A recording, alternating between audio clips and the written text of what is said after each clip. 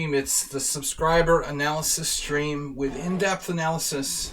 Ponda conducting analysis today. Telepathically, as usual. Alright, guys. We were discussing a little bit of beer as the stream was getting started. Let's move the focus on chess before Bob gets here. Then all the seriousness just sort of goes out like a balloon from the stream. I really need a massage.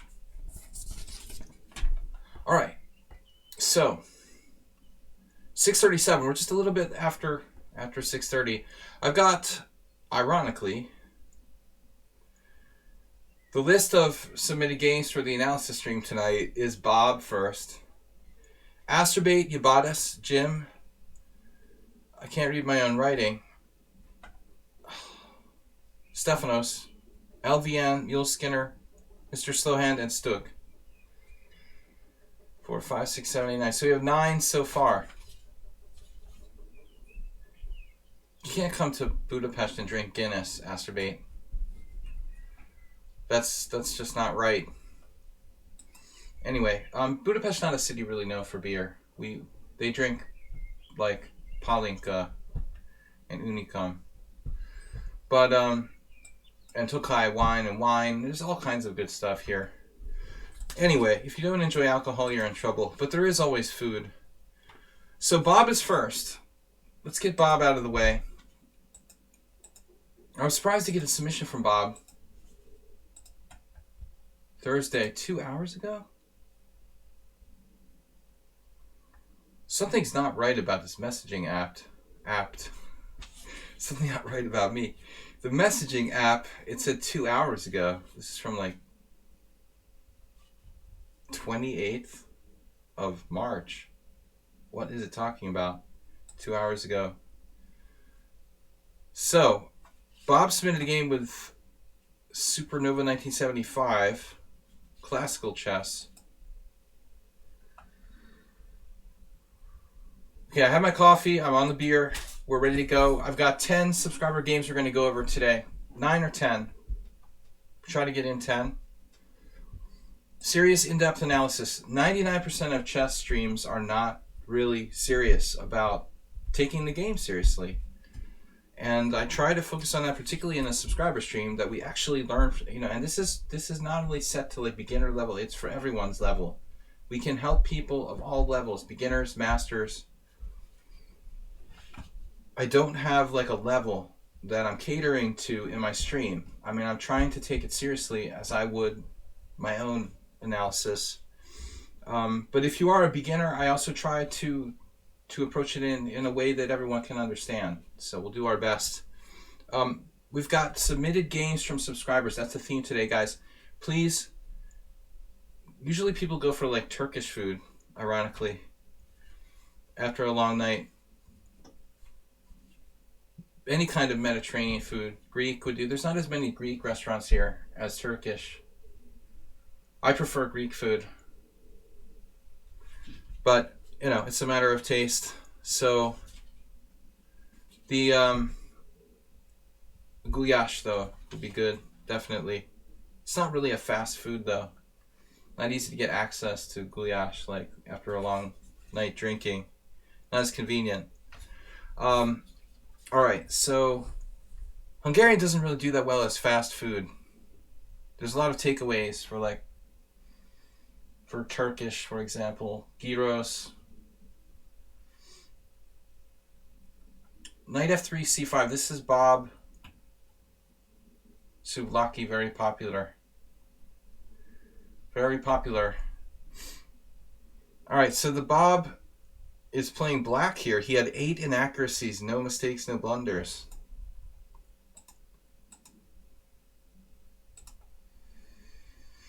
Bob is a subscriber to the stream, also one of our primary trolls, in case you're not familiar with who I'm talking about. Passpawn99, welcome to the stream. We've got knight f3, c5, c4. So knight f3, c5, first of all.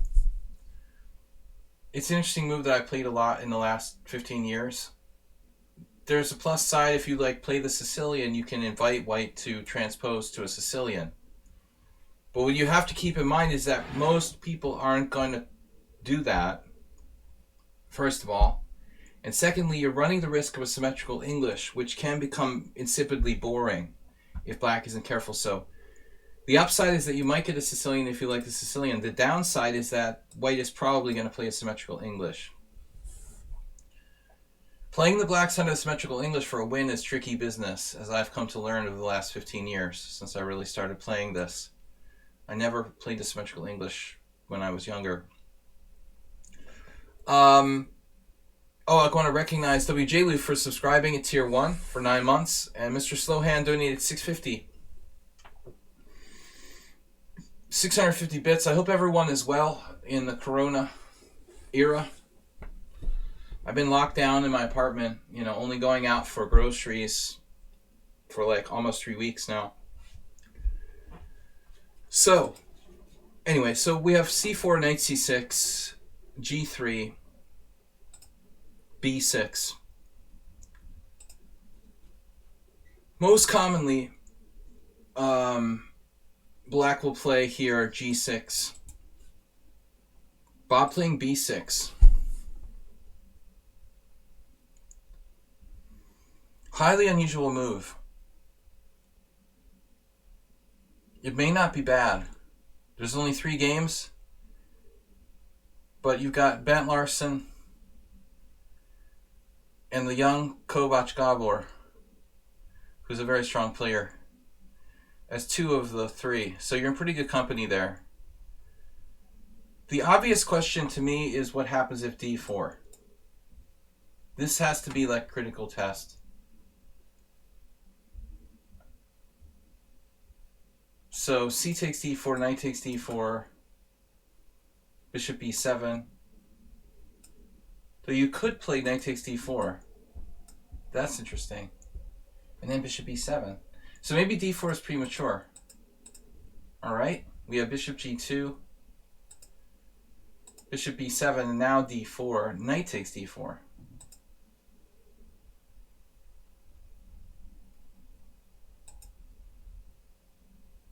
Not so easy. I don't agree with the engine's evaluation that b6 is dubious for black. This is not really bad. WG Loof, thank you for the donation, 200 bits. Pride 100. Yeah, I don't see any kind of refutation of this. Let's see what happens here. Bishop g2, bishop e7. Now white's move order is inaccurate. He should castle. Defending the bishop on g2.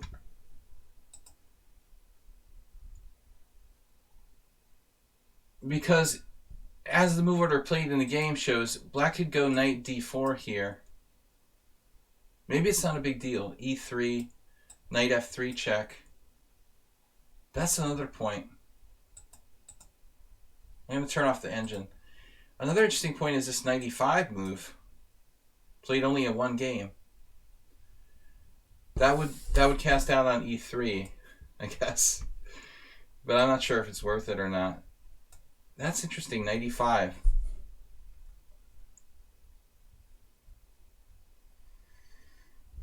I don't know who these players are, but this happened in a game. Knight takes e5, bishop takes g2. This is just insane for white to give up their white square bishop and lose the right to castle. Totally, totally dubious for white. All right, let's see the move order. g6. Now Bob plays g6. Yeah, so seriously, this is a funny move. White has nothing better than maybe d4 here. That's probably the secret move. d4. The refutation of knight e5 would be d4. Can black take this pawn on c4? Whew, that looks dangerous, but possible. But I was thinking that if d4, knight f3, white recaptures, takes this guy. So check it out. There's a Michal Chishin game from 1995. Adrian, of course, very well-known theoretician from the Ukraine. And we transpose to an actual variation now.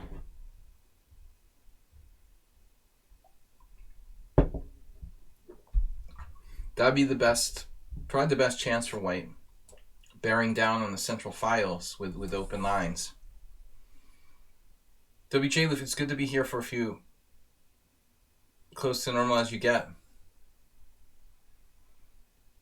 Hazmat team. You're one of the few people who can't work from home, I guess. I guess you can't get coronavirus from a dangerous mine or something.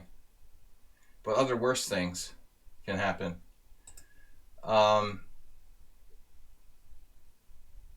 zinc is good for you. You need some zinc for the immune system. Just not too much. Another Kovac Gabor game. No, that's the same one. Alright, so anyway, let's go on. I don't want to spend too much time. G6 is interesting. We're going to transpose to a line that I actually prepared. Probably after castles. Bishop G7. E3. This is my preparation at one point. D4 and knight A5. I think I looked at this. I also saw maybe castle happen.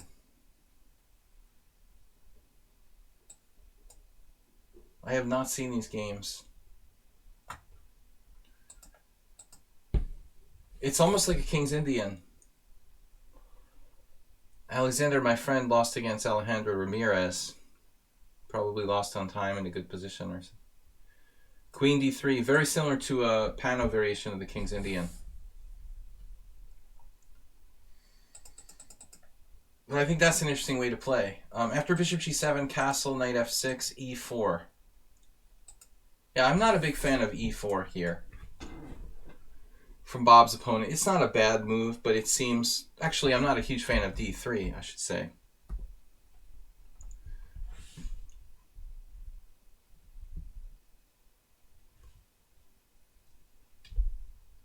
This D3 move is just a little too quiet for white. Still, white's position is solid. Rook E1. Yeah, rook E1 is a strange move. Rook E1, I mean, generally in this kind of closed English, white would want to play for F5, F4, F5, I would think. And the knight wants to get out of the way. And you want your rook on F1, where it stands, to play a closed game along the F file. I got a challenge, but I'm not taking challenges. We're doing game analysis. So I think this rook E1 is a very odd move. Old school Grandmaster battle here between Klinger and Miso Cebulo. But I don't like rook E1. That doesn't seem right. And now E5. I mean, E5 isn't such a bad move, but Cebulo, a big expert in dragon-type structures. I'm surprised he didn't play H5 here a little bit, but no, it's not sound. I think just castles looks like the best move. There's quite a few games from this position. This doesn't seem really great. You have the same problem, both sides have the same problem here, that our knights are in the way of the F pawn, which is the key break in the structure after black plays E5. Although white's mistake, there's a couple of Hungarian games there. Petron Pau, my former teammate, another former teammate of mine, Orgovan Shandor. So both playing black in Bob's position here. I don't really like this rook on E1. The rook would be better placed to support F4.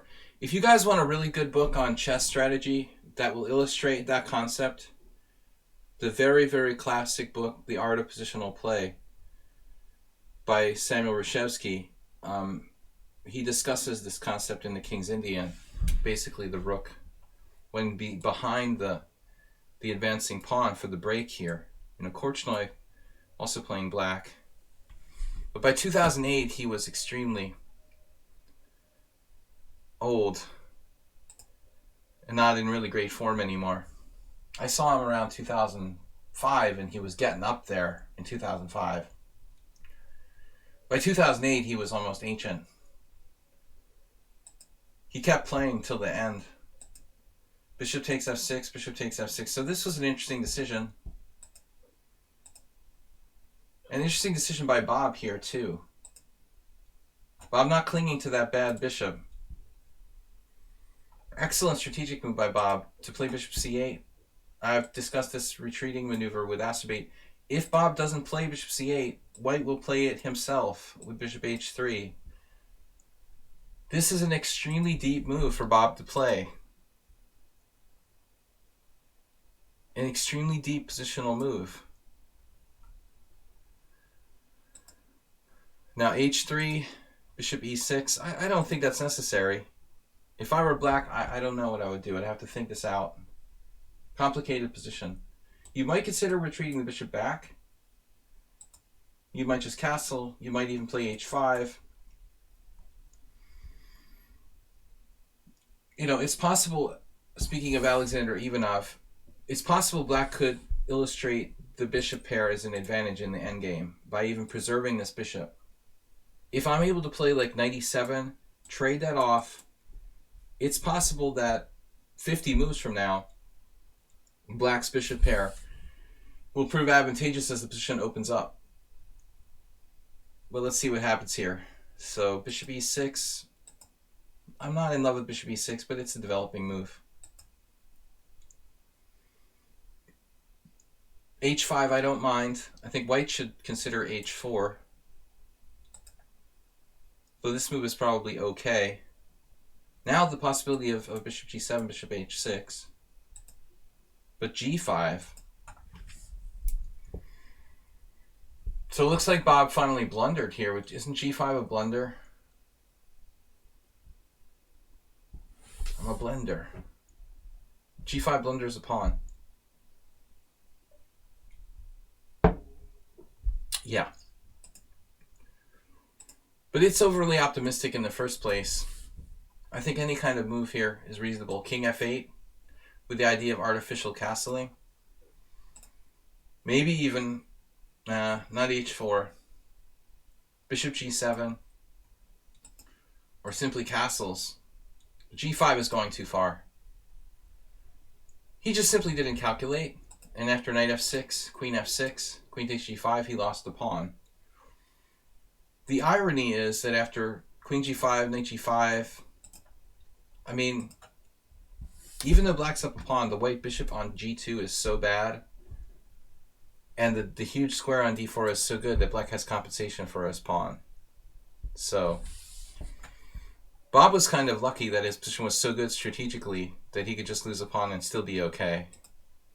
This is an excellent move too. I couldn't have played it better myself. Bob had 8 inaccuracies and no mistakes. And another good move, taking with the f-pawn. I'm even skeptical as to whether white should play knight takes e6. Maybe white should play something like f4.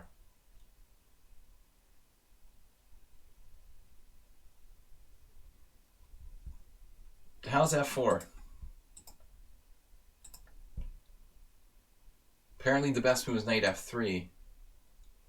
Preempting knight d4.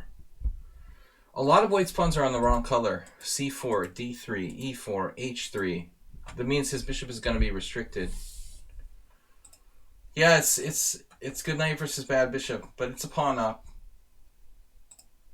White has compensation for his bad bishop. Knight d4. I don't mind h4. Now the f line is compensation. Rook c1, rook f8. I like the move h4 by white because he's fixing this pawn on h5. He's fixing Bob's pawn on the wrong color.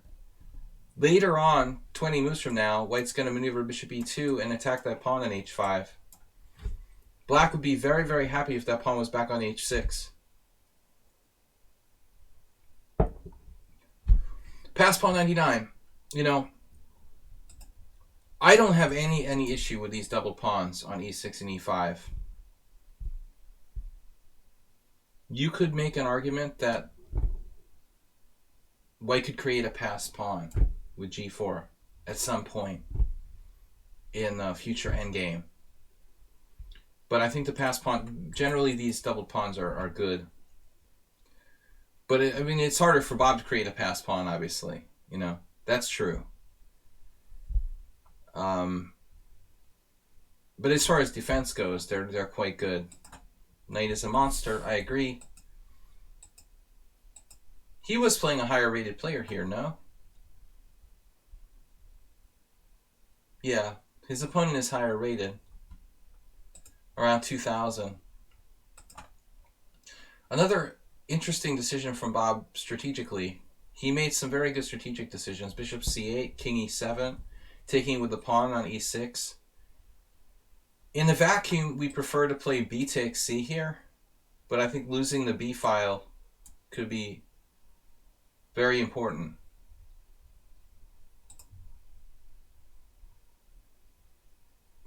These pawns remain like very difficult to attack, and there's even a potential for white to be backward along the d file now. So this is really not bad for black. The one problem that can happen is that white can break with a5. If this pawn a5 break happens, white's structure may be seriously better.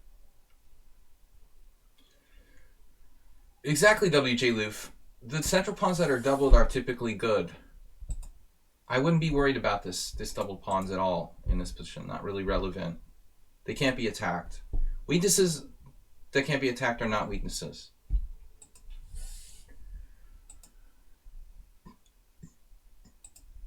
Now Bob plays knight c2. What happens if we attack the g3 pawn?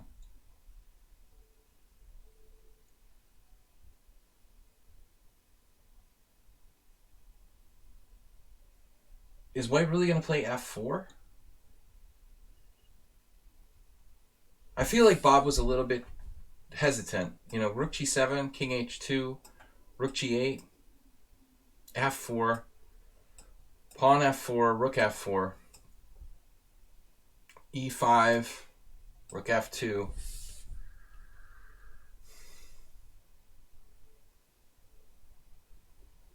This is just analysis. We would reach kind of stasis.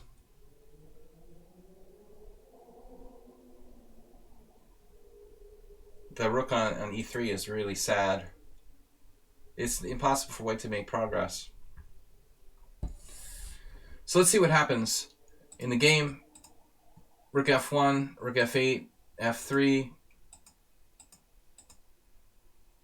Oh, interesting. So white didn't want to draw.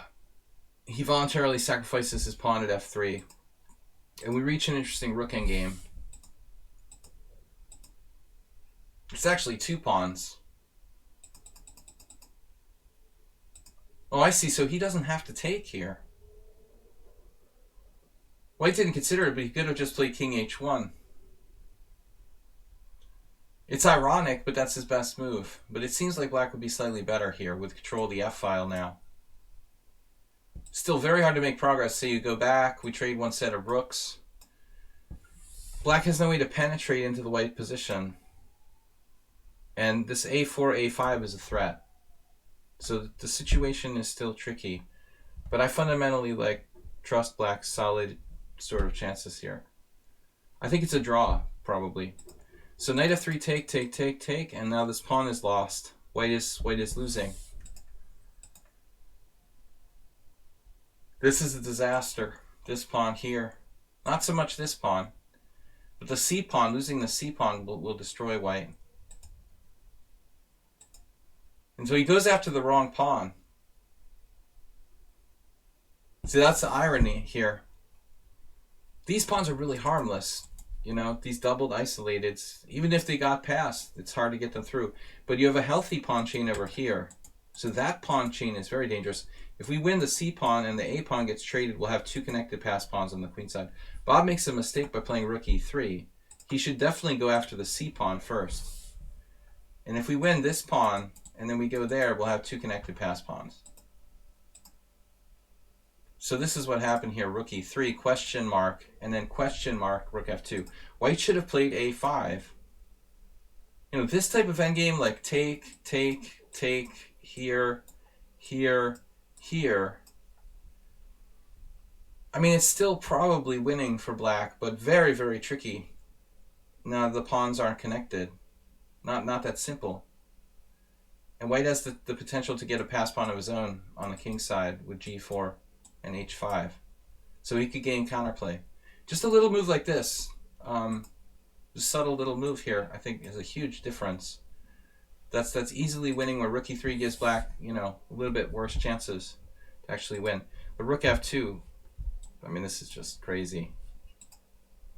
Now nothing matters anymore. Okay, that was a long analysis of Bob's game. Thanks everybody for joining me. Thank you guys for supporting the stream. We have one gift sub from Bob this week. Jim with 1,100. Blobix with 1,000. Mr. Slowhand just donated 500 to the stream. We also had some other donations I'd like to mention. Arms on Twitch with 123. Thank you guys. Tomorrow we're going to be back in the morning at 11 o'clock with Blitz. Fast Blitz here, 11 CET. So, guys, don't forget this is an analysis session. I don't want to just, you know, I don't want to just lecture on the game. So if you guys have questions about the position, speak up. I'd like to try to focus on getting more input from the viewers during analysis. All right, Acerbate. Acerbate is up next. Where is your game, man? Right here.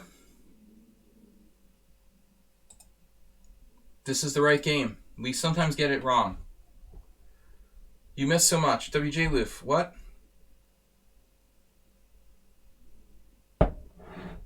What did you miss? This is the game where Acerbate accidentally played e3. He never imagined it would be his submission for the subscriber stream.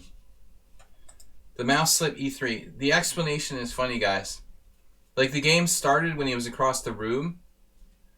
So he played e3 because he could play it faster or something like that, he said.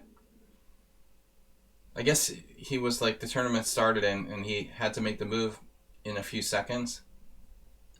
So he thought it would be quicker to play e3 than e4. This is his explanation for playing e3 on move 1. Nevertheless, what you should have done, Acerbate, here was to play b3.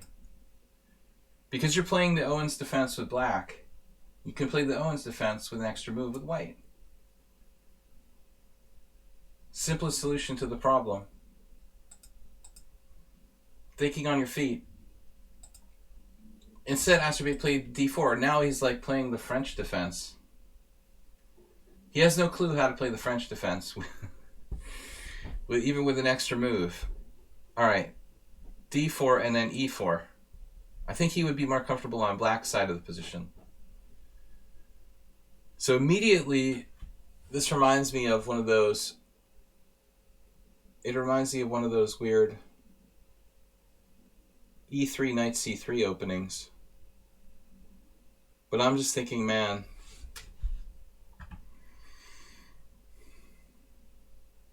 the computer is pointing at f3 as if that's the suggested move from Stockfish. Right. No, fundamental mistake now. Engine says f3 was best. Totally arbitrary, I don't know. Nimzovich might not agree with this.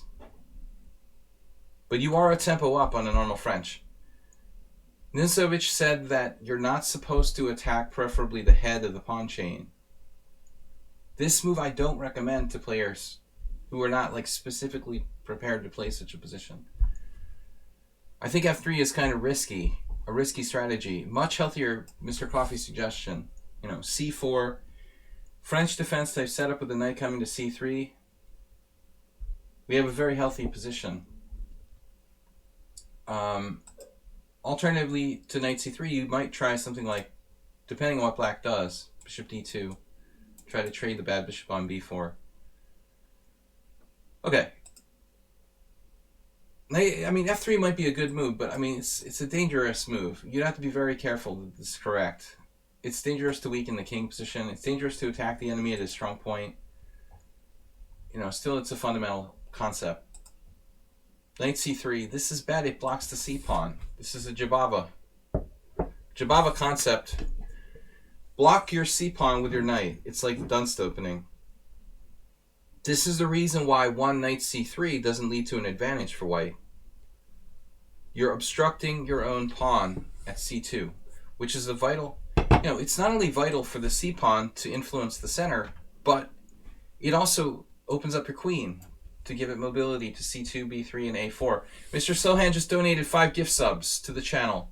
Saeed, Swish Liqueur, Moldy Locks, Angry Dragon, and Mr. Jazz. Thank you so much, Mr. Slowhand, one of our greatest patrons to the stream. Now, back to business. D5.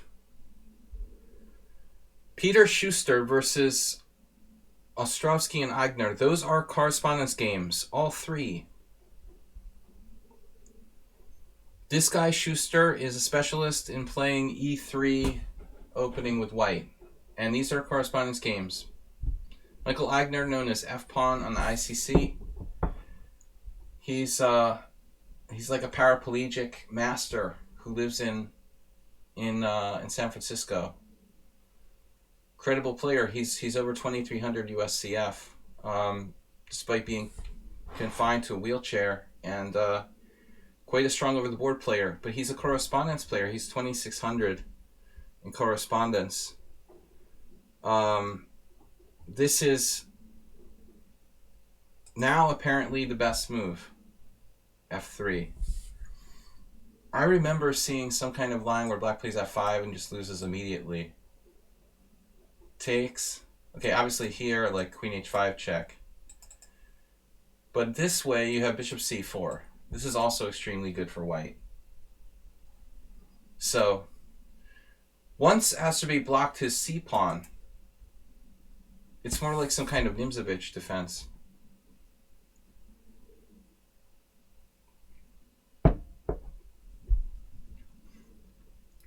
Now that we don't have the superior break with c4 available, we don't have any choice but to play Schuster's move f3. The black center is strong. You have to admit that black center is strong. If we fail to attack it, then we're just going to be slightly worse. So my argument would be about Asterbate's move. This isn't really effective here. It would be more effective if we had the pawn on c4. If we get a position that's like a reverse French, let's say c4, c6, knight c3, d5. Now knight h3, we can put... I'm surprised that's not been played, by the way. There's nothing wrong with knight h3 here. It's just not the best move, I guess. Anyway, we would put cohesive pressure on the d5 pawn with everything we have. That would be part of the system. Like the black side of the exchange, or the advanced French, this is very normal. But I think here it fails to put any pressure. Basically, black can just lock his center with c6. Knight f4 is not going to really assail that pawn without the c-pawn coming up. Where Naki said it looks more Alyakin than Nimzovich. Well, I mean like Nimzovich, like e4, knight c6. So Schuster is right about this position. This is an important concept, that queen check. If you can play knight f6, pawn takes pawn, and get him to take back with the pawn. He's playing a Hungarian player here. The name is kind of familiar, but I guess it's a correspondence player. So now, this is not a problem as long as there's a pawn, not a piece on e4. We don't have a weak square. It's really not a problem for white. We don't have a weak square at e4. White is a little hurt for space here, though. So I'm not sure this is better for white, but it's playable. But knight h3 looks like a mistake. Knight f6, knight f4. See, you don't have any pressure on this. He could just play c6. Problem solved. Black is just better.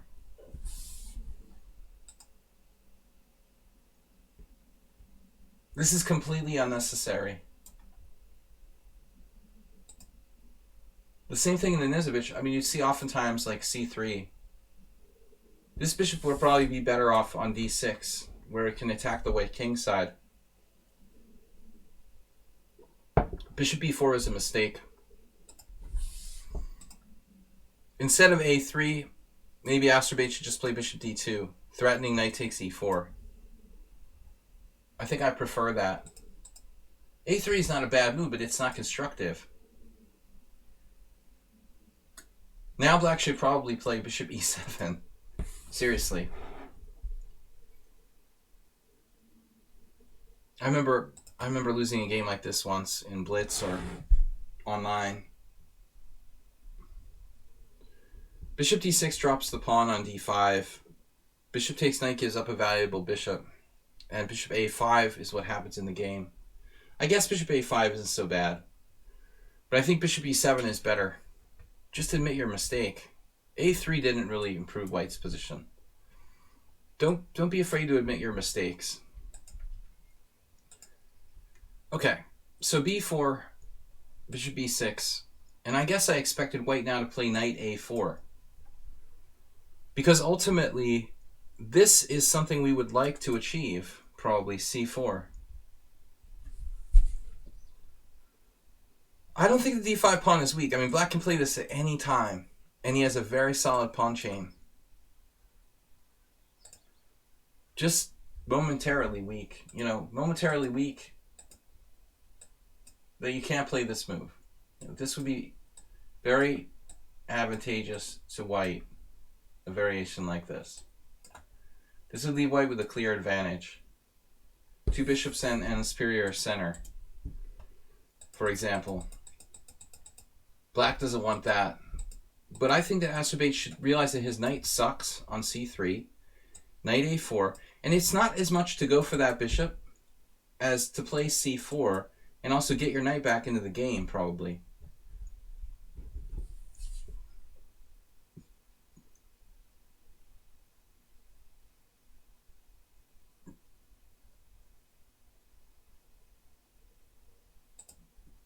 I don't know how to respond to your comment, WJ Loof, but it sounds very entertaining. Now f3. And black should probably think a while on this. Bishop f5 looks like it could be very complicated. Pawn takes pawn would be my default for black here. We don't want white to take that much here. Computer is looking at allowing take. What is the problem with this? I don't understand why the capture isn't good. I would take on f3. I think we're going to go with that. This allows white to take on e4. You should definitely take on e4, Astrobate. Now there won't be any issue with you having a kind of backward pressure along the file. That's fundamentally important. You don't want to have him piling up on your pawn. That's Nimzovich. If he gets rook e8 and then has a lockdown on e4 with a piece, it's a very strong blockade position. Black had g5. I do occasionally play e4, knight h6 on the first move, and things like this have happened to me. This is not pretty, dude. You didn't calculate what's going to happen if g5.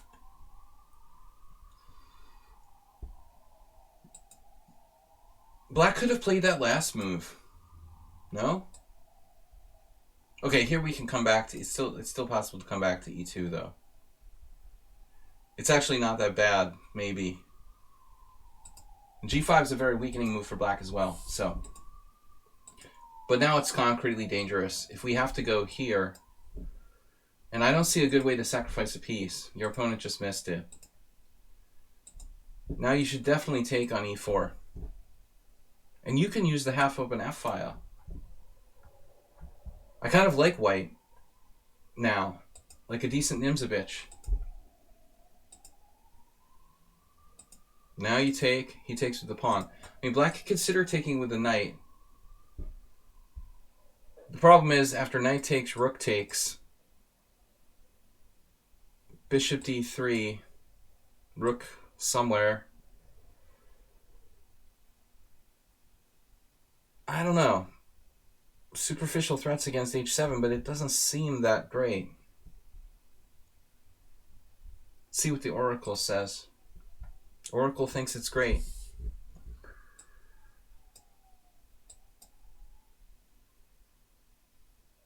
Is rook e7 a mistake? Wow, the engine wants to sack the exchange here. That's a cool idea. Do like a positional exchange sacrifice. Anyways. So he takes with the pawn. Now knight h5.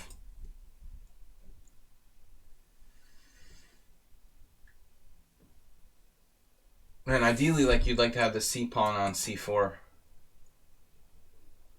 Bishop f3. I don't know what you're talking about. Oh, you mean another position after takes? I see. We're going to have trouble actually executing that. Because after takes, if this variation were to happen, like, we can't really play e4 because our d4 pawn falls. That stuff on the line there is indirectly preventing us from playing e4. It's hard to actually execute e4. If we have c3, slowly we can prepare e4, but there's no time. Anyway, it doesn't matter. This variation won't happen. Knight h5. Maybe knight a4, man. Playing c4. That's such an important idea, and it takes away the d5 square from our opponent here. Of course, it's scary. Maybe bishop c7. Maybe this guy will do some damage here. c4. Is this really going to happen? g5? That would be really bad for black. Now, watch out for queen d6, Acerbate's favorite maneuver. The Acerbate attack, easily met by g3. And that's it. You know, easily met. No problem. So, the position can be dealt with by thinking about general sort of positional ideas. This knight is bad. We need the c-pawn to influence the center. Acerbate is playing all on tactics. One move threat. One move threat. Then queen h5 just blundered. So, a good game destroyed by an opponent's blunder here. g6, bishop e2, you got to retreat. And now, truly, this is a threat.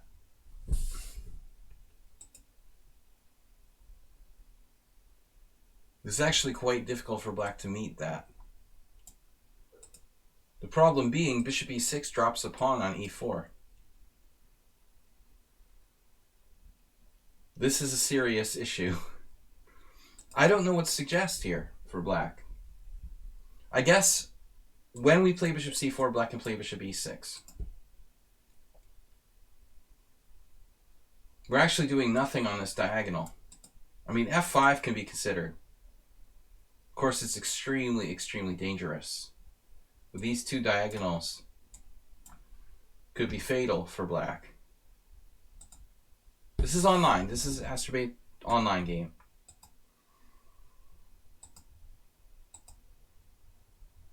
Then queen g5 just blundered the game. He dropped a rook. Acerbate was happy with this game, though, because he had very low center-pawn loss. Is that right? 49, not so much. Anyway, it was interesting, Acerbate, because you played e3 by accident. It was a first move accident, more or less. It's not such a bad opening. The line that guy Schuster plays is knight c3. This is his specialty. The correspondence player. Knight c3, e5, and now queen h5.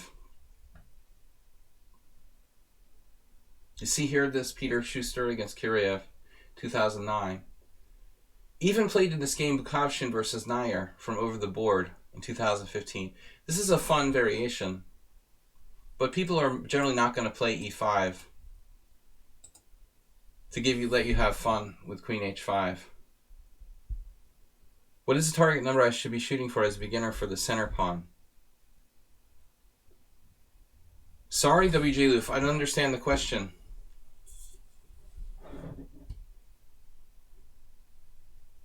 Idea from the Steinitz against the Scotch. Yeah, several different openings. The Queen H4 Scotch is a good parallel. I mean, you know, you can do the Queen's attack. Nakamura sort of took this over, but it's actually mentioned by Braunstein, of course, in 200 Open Games. I mean, we can play this right away. It's not as justified here. But what you're talking about with E45 and the Scotch, of course, Steinitz's variation, he actually played more than one thing. This variation has kind of a dubious reputation. White can gain an advantage, probably, but it's tricky and maybe worth careful study. All right, guys, let's go on to the third game for today. I've got Iobatis.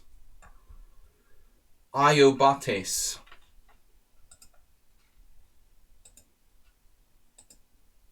Wrong video. Wrong video. Wrong email. Message. Whatever. Where is this? Iobatis should be after Acerbate. That's not it. I think I'm too far back now. An hour ago? I don't like this message system. Iobatis, where is your game? He's not online to answer the question. But it should show all my... Okay, I would like to share. Here it is. Alright. Found it. This is from like Chess 24. Iobatis is some old like Greek name or something. Or Latin. Is it like a constellation or something? Roman. I don't know what it is. Am I even in the right game? Let me go back.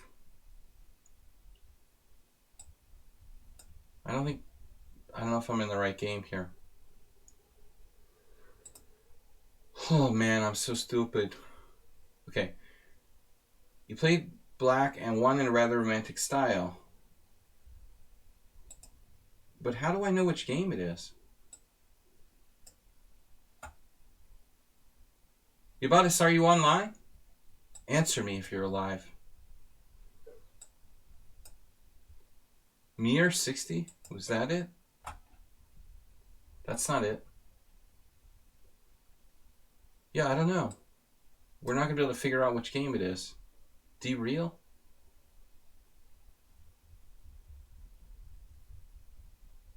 How do we know which game it is? He was black. Wasn't Mir 60, was it?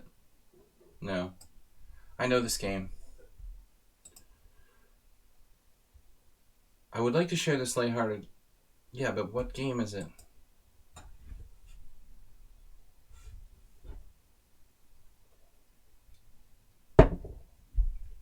You were black. Richard Black? Team game, final round? No. Richard Black. That's lichess.org. Chapter 16?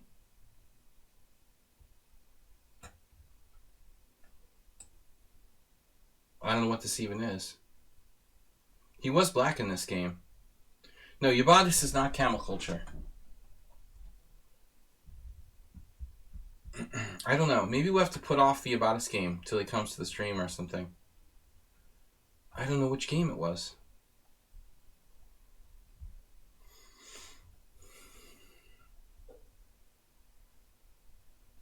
This Mir 60?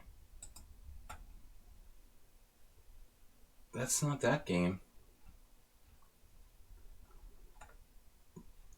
Not this game.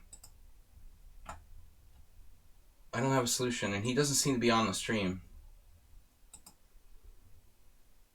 He's not on lichess right now. I'm just going to have to give up on it. He did say he played black, right? In the message. Where is it? I played black and won in a rather romantic style. Well, alright. It could be number 14.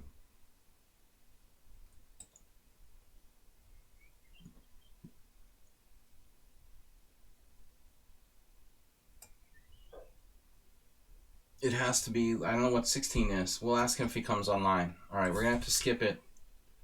Go to Jim. Because I do not know which game he meant. I thought it would be easy to figure out. Not so simple. Where are you, Jim?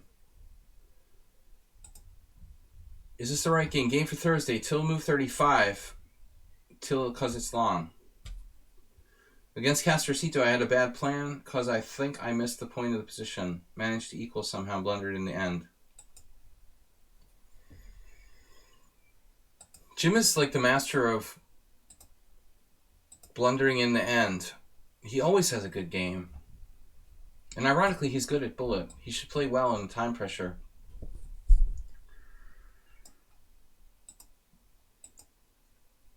This is against the Chilean Grandmaster, Rodrigo Vasquez, who's like a blitz pro. French defense, 92. Okay, knight f6. So, this is a very aggressive variation to play against a strong player like the Grandmaster.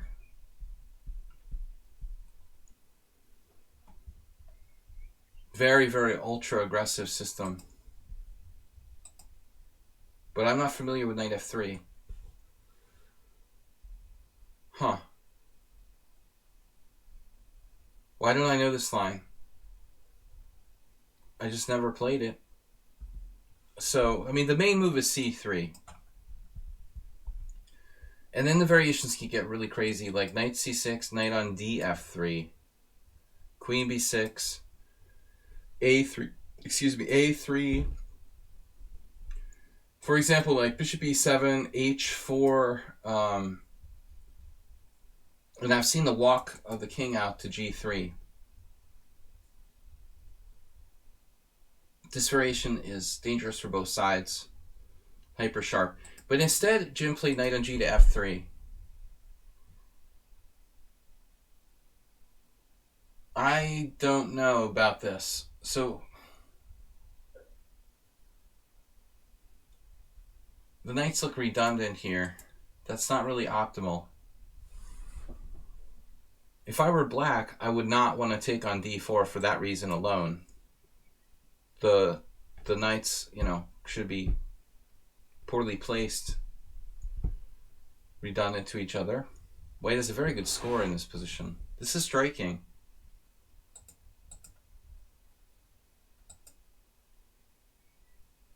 f4. Yeah, white has a great score here in general. That's sort of shocking.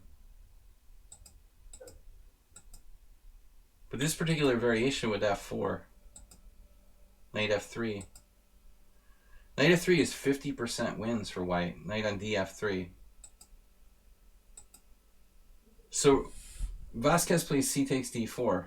When I was just thinking that, you know, it makes sense to leave the knight where it is. I mean, obviously, if you play knight c6, white can transpose. Actually, that won't transpose now. It's too late for c3. So you have to do some weird thing here with knight b3. Wow, this variation is really huge. Look at the white. It's just all white. Interesting. Why not c4? For black? Like to close the position?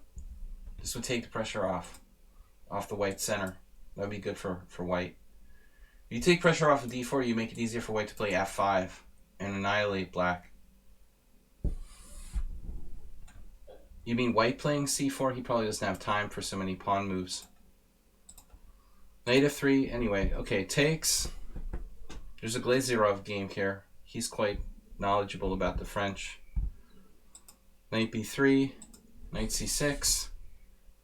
So it looks like a sensible continuation. Knight on b takes d4. Knight c5. By the way, that I think that Vasquez knows a lot of opening theory. Very knowledgeable, sharp, topical lines. And then bishop e5. This move doesn't make a lot of sense because it's your good bishop. Generally speaking, we don't play bishop e5, and we want to keep that piece. Because white's pawns are on dark squares, the center is primarily a dark square center. That's our good bishop. So this is a very artificial move. That's why no strong players have played bishop e5. Bishop e3 just secures the center and defers the decision about where to put this bishop. But I would think it's either going to e2. You could possibly play g3 and bishop g2, bishop h3, or maybe you put it on d3, even let black take it and take back with a pawn. Wait and see what happens. If black plays knight e4, then we can play maybe bishop d3 without getting captured. So this is a new move, but it doesn't look very good. Black just plays bishop d7, has no problem.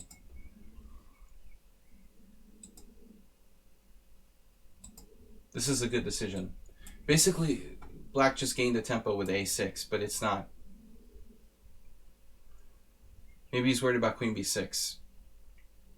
It's not a big deal that we gave black this extra a6 move, probably. Okay, bishop e7, castle, castle. Acerbate, you played a similar move to this recently.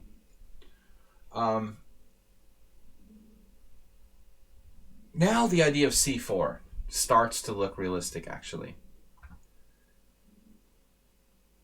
It reminds me of a Caro Kann. I mean, you might want to play c4 here. It would totally change the character of the position, though. After dc4, bishop c4. I mean, it's basically equal. You could play it. It's difficult to find a way for white to make progress, though. White's plan here is like f5, but it's almost impossible to play that. He has enough guarding f5 just to take it. No, I don't understand the motivation with bishop e5, Morales. I think it's just a move, you know.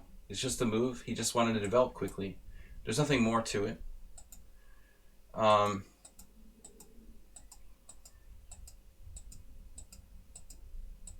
c3 just simply a solid move.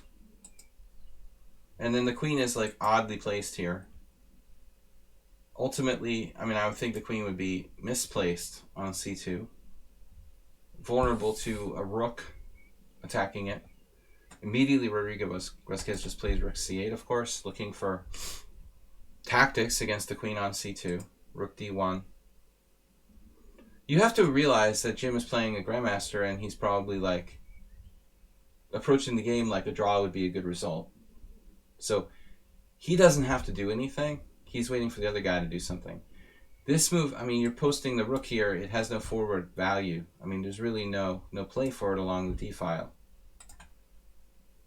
I don't know what I would do. I wouldn't play queen c2 either. White's space advantage is on the king side with e5. Actually, Jim should be playing on the king side. I mean, maybe a move like queen e1, ironically. Queen e1, g4, playing for f5. I mean, where to put the queen, though? We don't really have a good square. Maybe queen c2, okay. But then I guess rook here. Maybe rook e1, g4, and f5. And we really should be playing for f5 and playing where we have a space advantage. I don't understand rook d1.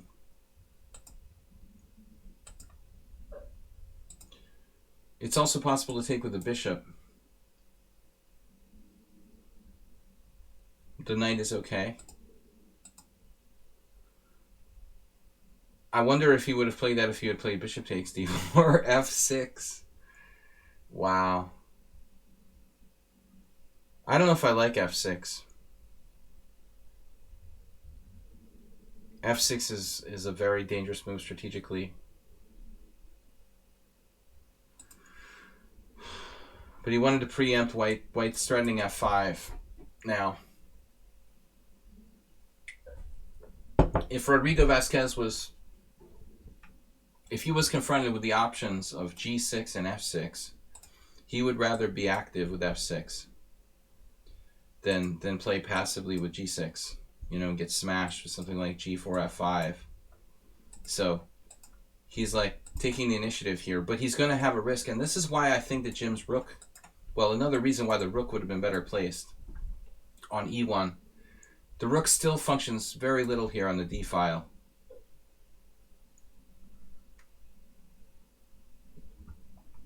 Go on to your old stomping ground tomorrow, Acerbate. WJ Loof. f6, e takes f6, bishop takes f6. Now the whole structure favors white, but black's pieces are active. This concerns me. b4. A lot of the game is really determined by pawn structure. Black's break e5, black's minority attack with b4, white's expansion with f5. The game is really dictated by the pawns.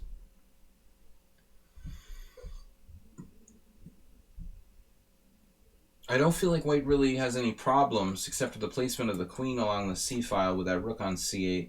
That's the one thing that bothers me. Rook f3 is kind of awkward. And then this very sudden move f5. That must be dictated on this, and that's starting to look interesting. But does this even work tactically?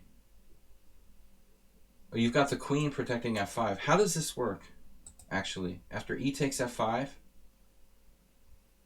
Vasquez played e5, and that's kind of an automatic move, but do I understand this? You can just take... I'm not sure I quite understand this. I guess you just take, and then take back with the queen.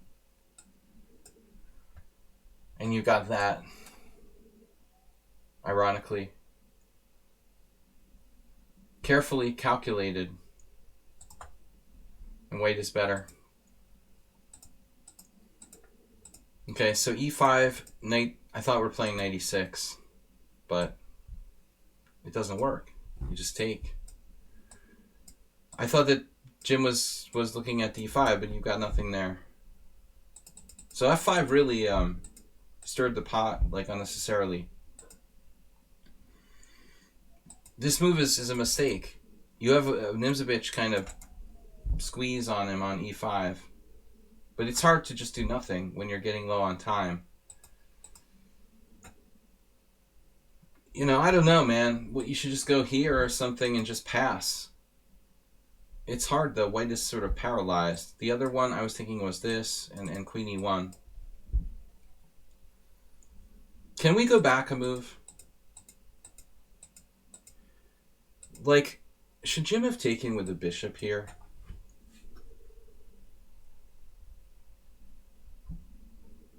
If we play this position in a completely different way, we take with the bishop.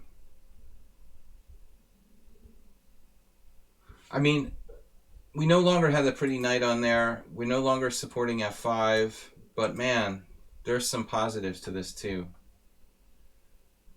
Like, if knight here, we have bishop d3, which looks really, really strong, actually.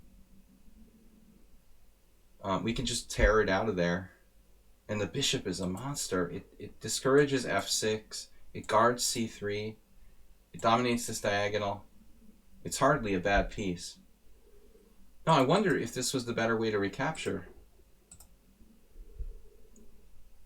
Computer, man, it even considers the rook. The rook takes. Tal! Rook g4. I mean, come on now. Rook takes. Rook takes is stupid. The rook is not a forward piece. So the engine thinks that bishop takes d4 is equally good. Black would just play a5 with a minority attack. This is a cool maneuver, man. Getting the pieces coordinated. Queen e3. I love the way the engine plays this. a5, queen c1. Well, you can just play queen d2. Queen d2 is a normal move. This would have been the best. Because knight e4 is nice, but only temporarily. Eventually, we're going to get rid of that with bishop d3 and or knight d2. But knight e4 is only a temporary asset. White is better here. I think I like bishop takes better. All right. This is awkward. F5 is early, and now knight b3. This is not really good. I mean, we went from having a strong knight on d4 to this sort of lame knight on b3. He's trying to undermine the d5 pawn. Not so easily done.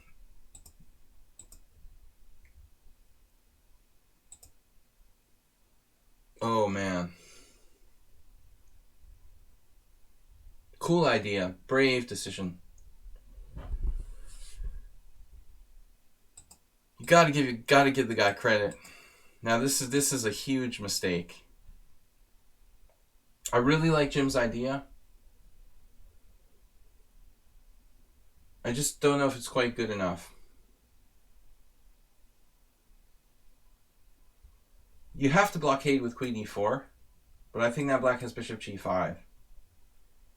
I'm afraid this is not good enough. Eventually, he's going to take out our bishop and then penetrate on the dark square. I don't think we've got quite enough here. You know, it's a nice idea, but it's just not quite good enough. Jim liked forcing it too much. It was a really nice idea, like if you had less time, but I just don't think it's good enough. If you had another pawn for it, you know, one more pawn, then we probably have enough material. What I don't like is this. Also, if black didn't have this move, like if white had g3 and h4 in this position, if the position were just slightly different, if we were able to prevent him from playing like bishop g5, maybe we'd have enough. But it's a little too desperate. But it's a nice try. So he stopped bishop g5 with a tactical move, okay? Which is a good idea, but allowing e4. Vasquez very, very smart not to allow that pawn to get blockaded. Rook e8. And Jim made an interesting comment that the black player, the grandmaster, doing this very fast simul, he basically ignored all the other opponents to kind of focus on playing with Jim. The others were all weak, like 1500s. That's how he could play like 30 people at the same time. But he focuses really hard against a stronger player. Now this is a problem. And we're lucky we have this tactic. He allowed it. Oh, this must have been like an oversight. Yeah, I don't get it. I mean, I don't see how he can give that exchange back. That seems like a blunder. Padron and Tony, welcome. Looks like black blundered. Now he's up a pawn. He's not even up a pawn. Yeah. He's not even up a pawn. So he blundered the exchange back. Yeah, that was massive. Suddenly white's okay.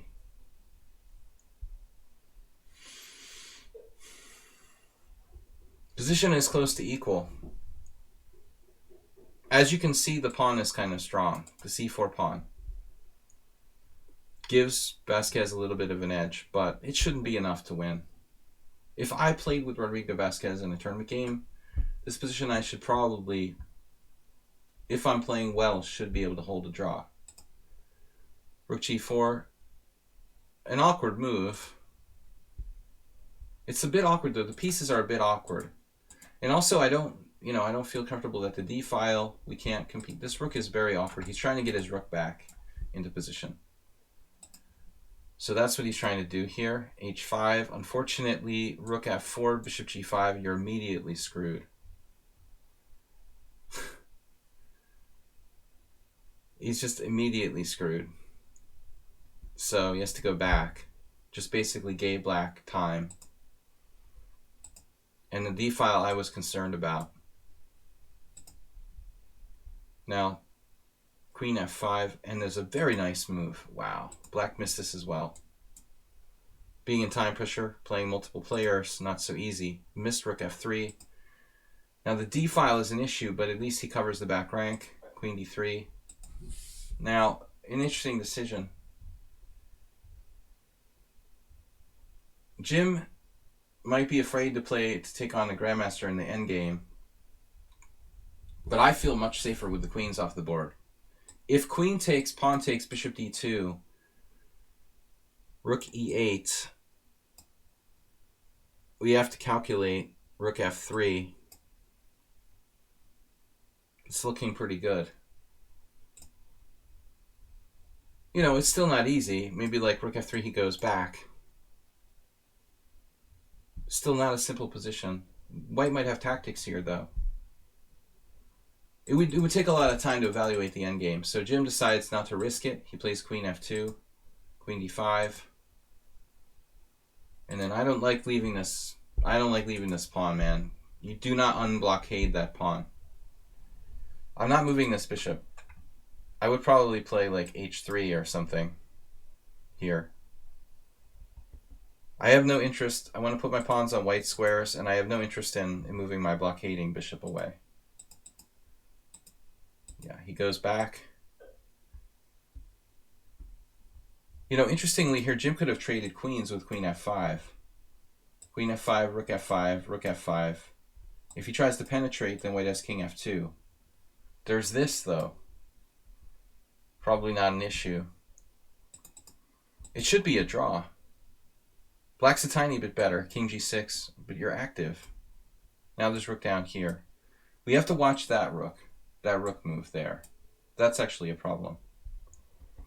But still, I don't know, Jim. Maybe Jim should run for the endgame here. What an insane move, king g6. Insane in the membrane. So Jim avoiding the trade of queens. I mean, with king on g6, I understand. Probably a good decision. This is a little bit overconfident, king g6. He goes back. h4 now. h3 is good. So he's holding in a slightly passive position.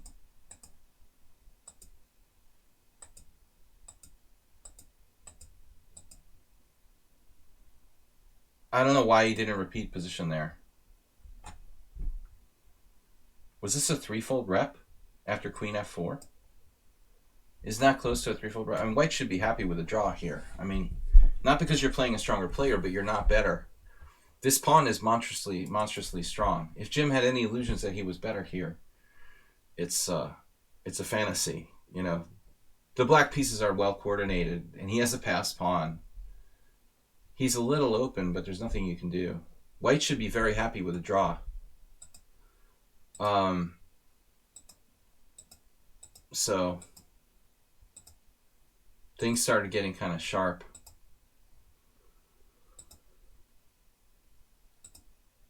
Apparently he missed an exchange sacrifice here.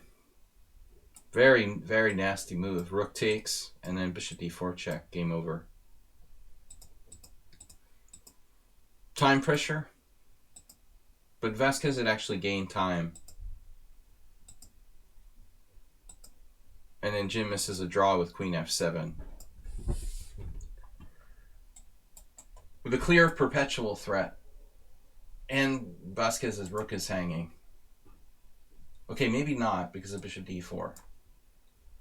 Okay, there's a perpetual threat for sure. Black has no really good check. So I'm not sure how you solve the problem of that threat. Maybe rook b8? White's also threatening rook takes f6. Yeah. Probably black has to play bishop d4 check and force a draw.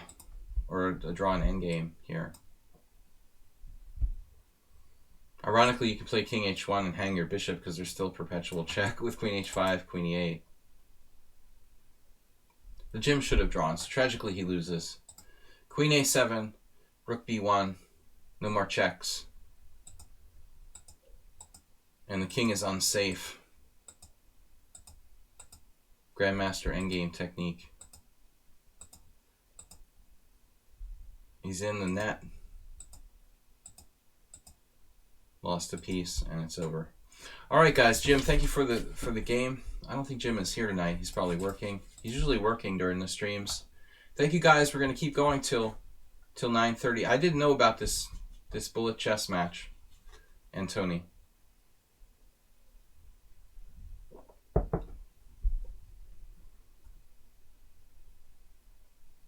a lot of people are streaming right now. Yeah, I mean, with the lockdown,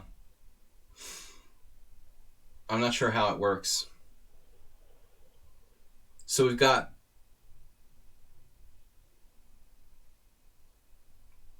Stefanos.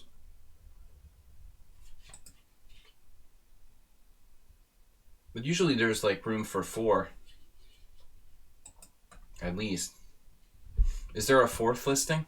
Casey, Tihan, Chestweeb. Stefanos is up next. I don't really care. You know, maybe I'll just take the lichess out of my stream title.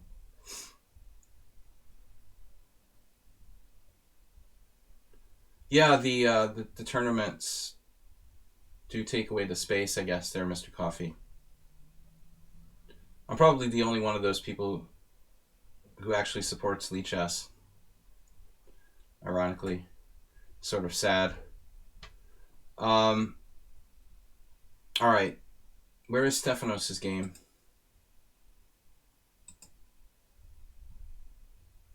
Oh, now I'm on there. They heard me.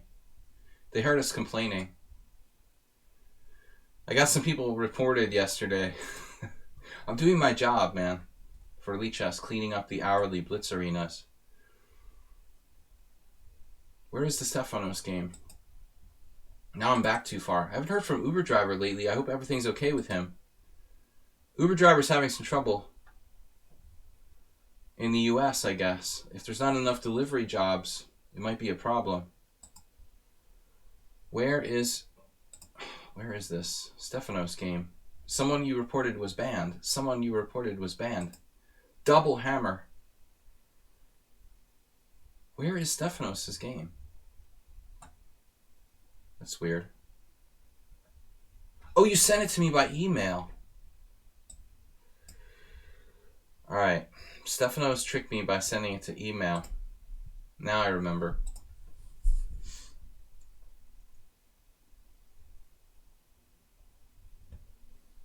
How am I gonna open this in the right window now?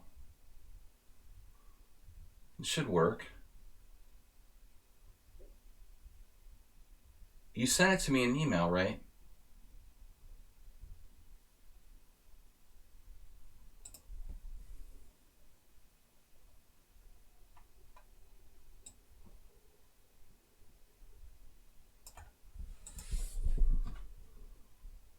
I'll just try to copy and paste it. That should work. Thank God for copy and paste. No, it's alright. I got it. We'll go to analysis board. No. Let me just paste it in the... Oh, no. No, it's not. Are you kidding me? Because it's in a different browser I'm trying to copy and paste it from. Alright, how can I do this? We'll make a trick somehow. Wait. I need the like... Wait a second. How am I going to do the trick? Yeah, do you have the link? Actually, Stefanos, please provide the link. It's faster if we do it that way. I've got my email in a different browser window, so I can't copy and paste it over. There should be a workaround. If I was more sharp, I would figure out a way to do it. Thanks. Oh, that doesn't help me either. Oh no. Can somebody send it to me in a message? Send it to me in a message on lichess. Send it to me in a message. Anybody in the chat can do it. Anybody in our chat can do this. Just send me the message in a lichess. Send me that link that Stefanos put up. There it is. That's the easiest way to do it. Mr. Coffee, thank you. Thank you, as Astrobate would say. Thank you, guys. So Stefanos is white here. Another French. Our Greek players like playing the white side of the French. Knight f6, e5, knight fd7. The same line? That's funny. No, this is knight c3. I'm sorry. This is much more classical. This is the classical Steinitz variation. Okay. This is different, dude. This is well-known stuff. I play this with white. Recently, Nepomniachtchi lost in the candidates tournament playing the Winnower with bishop e4. And the first question that you ask is, why the hell did he play the Winnower against Maxime Bachar-Lagrave? The first answer is that he was overconfident because he had been +3, right? Second answer is he wanted to win. Bishop e4 is much more dynamic, but it's also much more risky than playing knight f6 because you create imbalance. One of the greatest ways to create imbalance is to trade a bishop for a knight. Thus the Nimzo Indian, the Winnower French. But, you know, you have to have justification for that exchange. A lot of times, white's bishop pair is quite valuable. When black plays a knight f6 classical, I mean, you're not creating that much dynamic imbalance in the position. There's no exchange of bishop for knight. There's just a little bit of space advantage for white. So the classical variation, if you look at the statistics, white's score higher, let's see, 38% wins for white versus 25% wins for black in the Winnower. But if we look at knight f6, it's a little bit tamed down. So the draw percentage goes way up to 44. I'm not sure about this. If you look at the, let me see, can you guys see that on the screen? You can't see really very well because my pony's in the way. You can't really see that well, my pony's in the way, but you can just about see it, yeah. You can see it. So the distribution is close, actually, but the draws go way up. It's funny that the d takes e4, Mr. Coffee will tell you that this just sucks, you know? Like the Rubinstein variation just sucks. Basically here the draws go way up, but black wins no games and white still wins a lot. You know, that's what you get. You get a lot of draws, white wins a lot, and black never wins if you play this. So knight f6 is the best move. Although if you must win, the Winnower is probably your choice. f4, c5, knight f3, knight c6, bishop e3, queen b6. So, okay. First thing here is that Stefanos is white and his opponent played queen b6. Queen b6 used to be the main line, I would say. Circa 1990, if we go back 30 years, this was considered to be the main line of the classical French, but basically knight a4, queen a5 check, c3, cd4, b4, and I don't know where this stands now. Pawn takes, do you know this line? Bishop takes b4 check, bishop d2. This was the rage 30 years ago when I was like 2100. I was just about a master. I think I had just gone over 2200. I saw an interesting game a friend of mine played in this line. Very trendy, around 1990. I don't know where it stands today, but almost everyone has converted to playing this move a6, which is considered the best. The other move that white can play after queen b6 is also a3. I remember Short playing that. You don't even have to do knight a4. Okay, so Stefanos played knight a4, queen a5. We have c3, and now c takes d4, b4. So I see. So your opponent played the alternative move here, which I don't know very well, queen c7. This is interesting. I've never studied this. I mean, I never studied the French that much in general, but I don't think I've ever gone over a game in this variation. So if you look at the list, you've got Reinderman and one game by Fedoseev, but that's not much. But it's certainly less committal than sacrificing a piece. So, worth a try, you know. White is a very good score. Well, you were wondering why a6? Well, obviously on the queen side, black just expands with those pawns on the queen side very naturally. Black has more space on the queen side. The strong point at d5. White has more space on the king side. White will eventually try to play like g4 and f5. Black would try to play on the queen side, expanding. Natural. So the opponent here goes into this variation with queen c7. I don't know. Let's see. This Modulev Fedoseev game would be pretty important, I would imagine. There's a Neji game, but he's playing in 2400. Player I never heard of beat Reinderman, which is disturbing. All right. So naturally, knight takes d4. The knight is awkward at a4. I mean, this is true. Knight d4, bishop d4. You could take with the queen.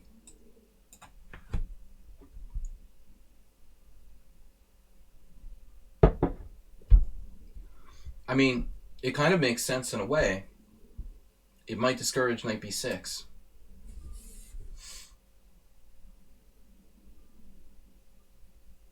Yeah, check it out. Knight b8 is the best move.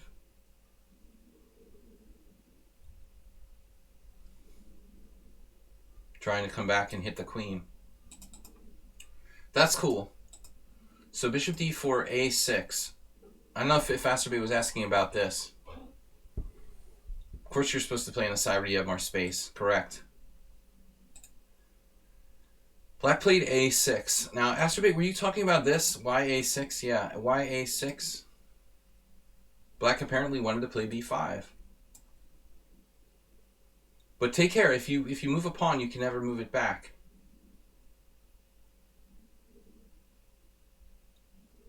He might lose control of like b6 and c5 by playing a6. So it looks like knight b8 is still played, even without queen d4. That's a move. Reinderman lost. Very strong Dutch grandmaster. He's like my generation. Bishop e7. Like just getting the king to safety probably, but I would imagine bishop d3 with a really strong diagonal there. Still, the knight is a bit misplaced on a4. It's not that easy for white to launch some kind of massive attack with the knight on a4. I would check the Neji game. There's also Bobras. He's a strong player. Jonathan Rowson. So we've got some transpositions joining the party. a6. Okay, queen g4.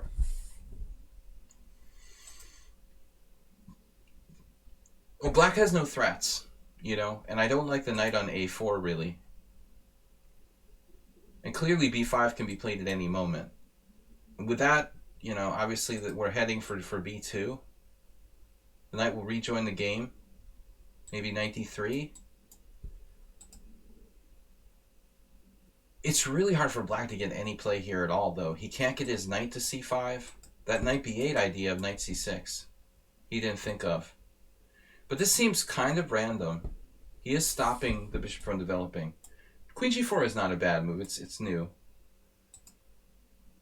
I don't mind queen g4. I would have preferred bishop d3.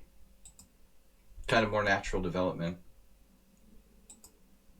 Our knight is unprotected, don't forget. We don't want to have a lot of unprotected pieces. This I don't mind. And then g6. Alright.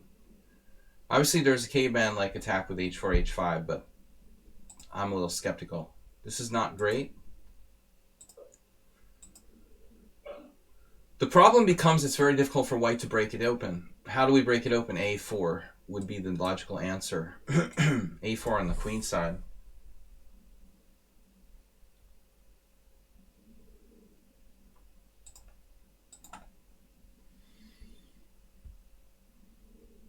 The computer has an unbelievable idea of a5 here.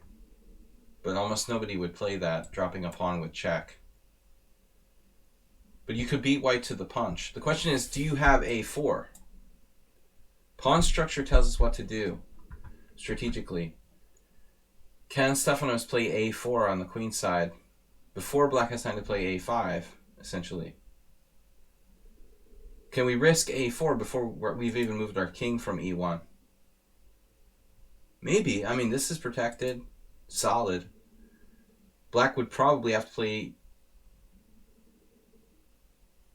But he might be able to play bishop d7.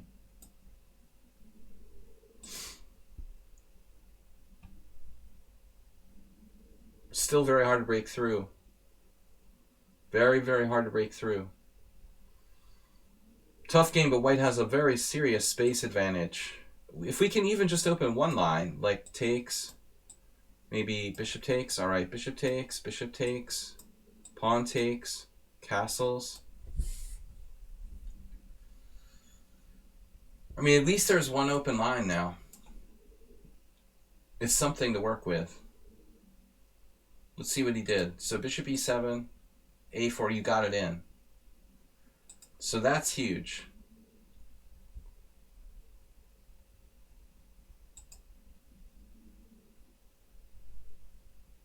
Black should play bishop d7 and stop a4.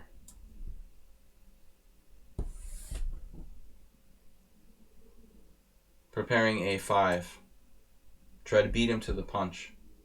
This move, natural move, but you get an a4. Good job playing a4.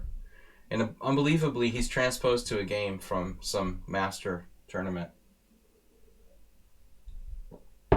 It's funny that I also showed a game yesterday where one of my games from the Tuesday Blitz tournament transposed to like Ostolich Planinic from like 1975 or something. It's funny, you transpose to a game from 10 years ago. Exact same game. Wow.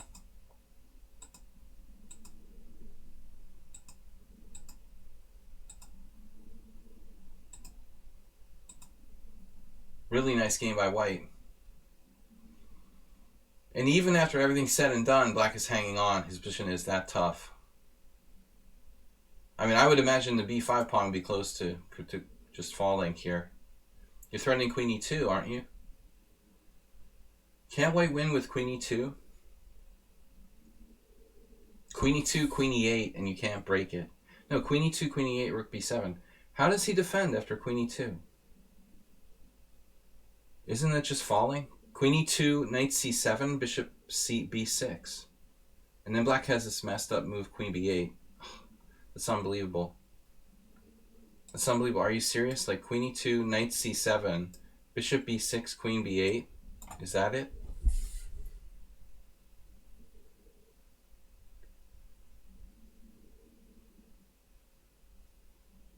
Just barely defending for black.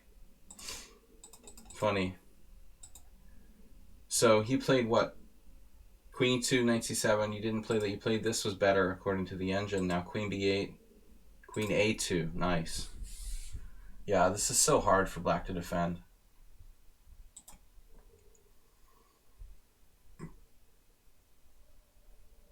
This exchange of bishops might be really breaking black down.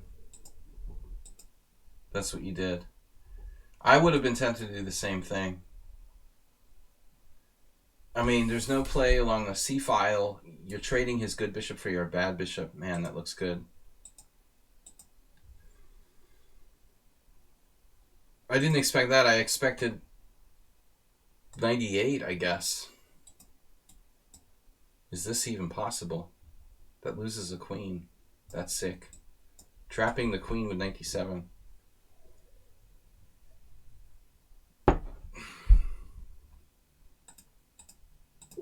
Black is in a very difficult position. Surprisingly, this doesn't get trapped. I don't know what to suggest now. Any kind of endgame, you're better. So if you even play queen a5, you're seriously better here. That pawn is very, very weak. You know, I wouldn't mind going to this endgame. You move the king, king f1. And apparently he missed a chance to open up the diagonal for counterplay here. Man, that's the kind of dangerous lineup with the rook on a7. Now he's got really no place to go, even if he opens up the diagonal. So what, queen a7, rook a8. Now he's threatening rook a8, but you have rook takes c7.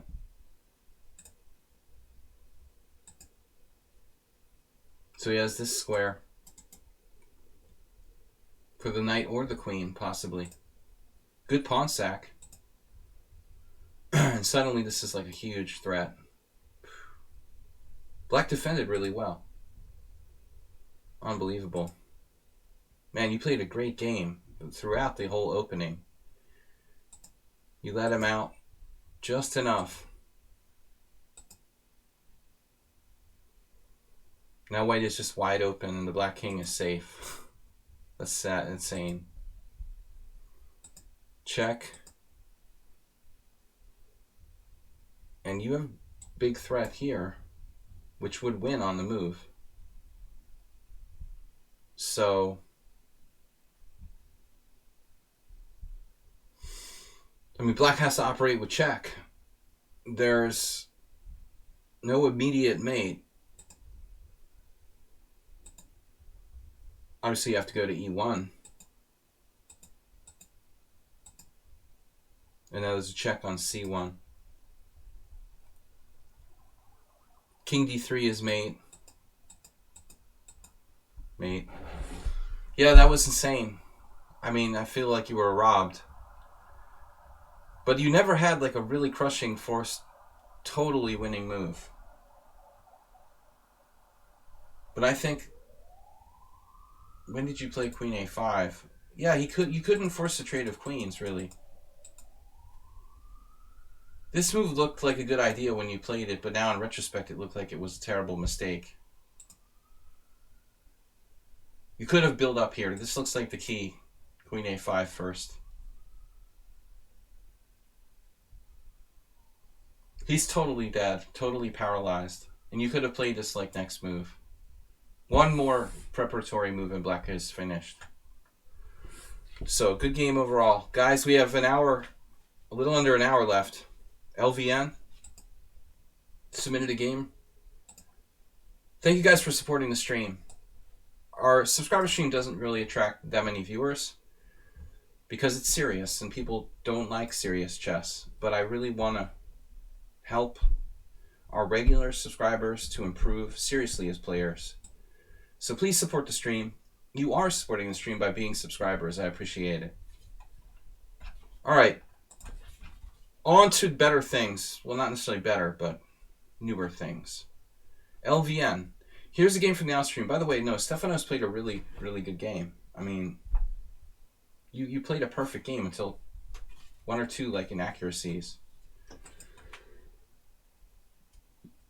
LVN versus Sparkle Horse. Oh no. I hate when they do this.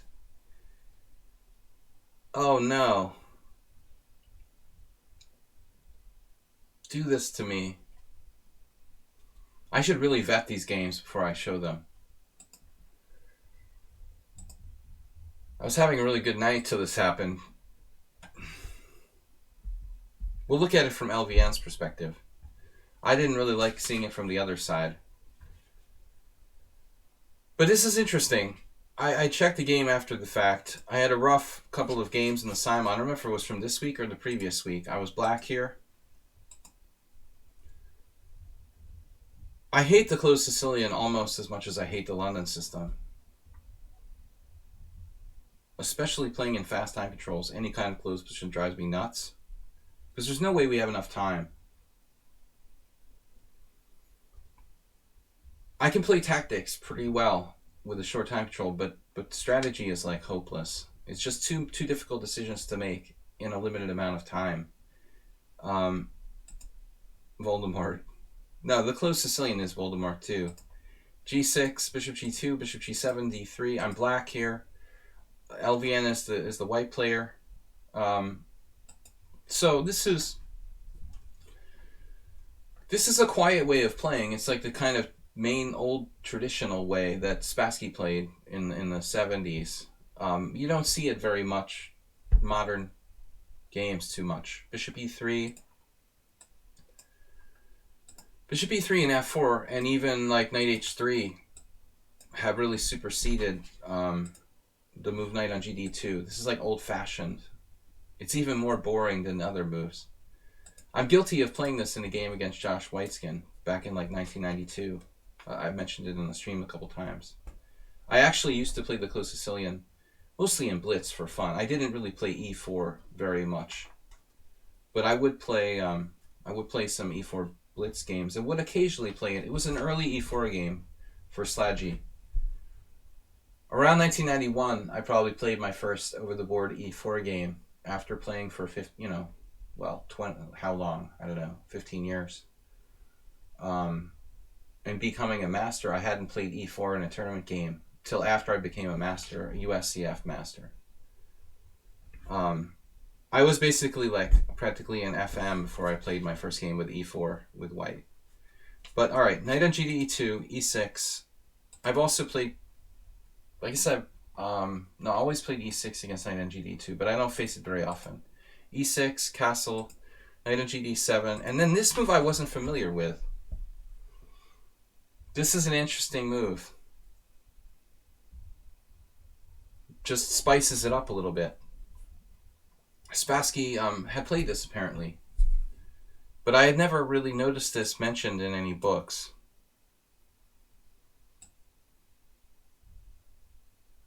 It might have been like some side note that I missed, but there's a Spassky Karpov draw in 1986. So it's not completely unknown. But it was picked up by Jabava. He lost. He loves putting his knight on c3. But Prudojevich has played it, Yu Yankee, so there's some good players. This is a little bit more spicy than playing bishop e3. I don't know what black's best move is here. I prefer not to play h6, but I didn't know on the fly what I'm supposed to do. And it's a simul, so I just played quickly. But you're actually not really threatening anything, so maybe I should just play knight d4. In retrospect. I'm not sure I would repeat h6. h6 is a bit of responsibility. It weakens black's kingside slightly. With the pawn in h7, this is a standard position. Black would play knight to d4. So knight to d4, queen e2. Now the problem is I can't castle kingside. So let's continue. I played a good move. And now white played a4. I didn't realize you played that move. That move doesn't look right. Yeah, this looks like a mistake from LVN. Played by Janez Barle. But Barle was a very well-known player from Slovenia. He's getting old. He's probably like 70. Creative player, good player. Strong I am, but I don't like a4. It doesn't really make sense here. a4 weakens your queenside. We were talking about playing on the side of the board where you have more space. Dvoretsky will be rolling around in his grave when he sees the move a4. Your space advantage is on the king side. You shouldn't be touching stuff on the queen side. So see here, rook b1. Spassky versus David. That's interesting. That must have been in like the US Open. Grigo, an old opponent of mine from New England. Grigo is a very strong player who basically gave up playing chess around 1995. He's an IM strength player. Very, very, very, very strong in the openings.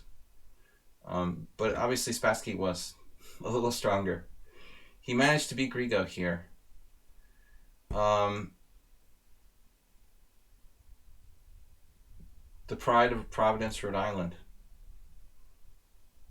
But Grigo was one of those people who was good at everything he does. Pool. Any kind of game he played, he was good at it. Too much of a perfectionist, though. He's probably still around, but doesn't play anymore. But anyways, I like rook b1. I agree with Spassky. So a4. And now I played a6. I don't know if a6 is bad. I also like the moves that these guys played. There's some fish named Karyakin. He was rated 2269. He clearly sucks.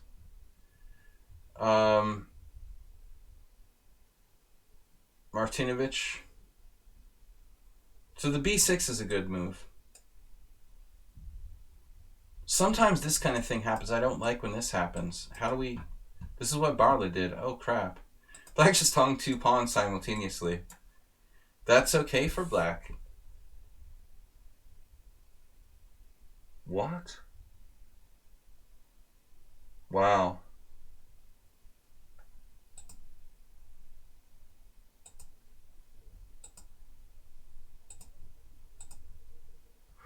This is unconvincing.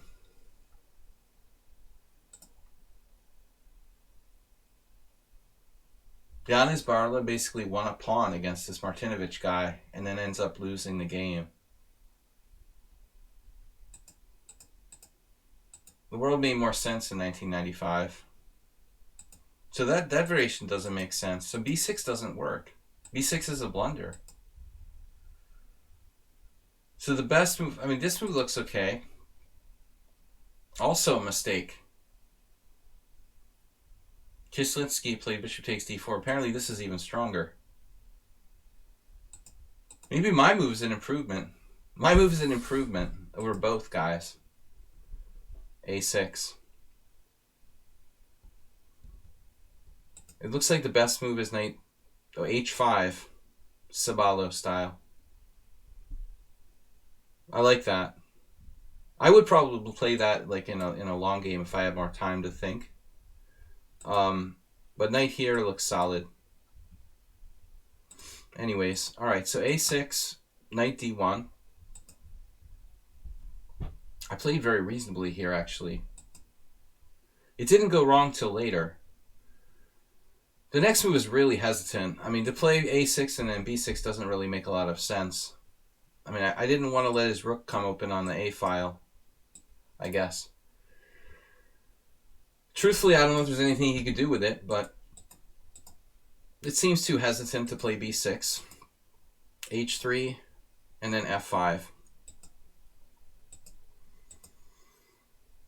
I was okay until here.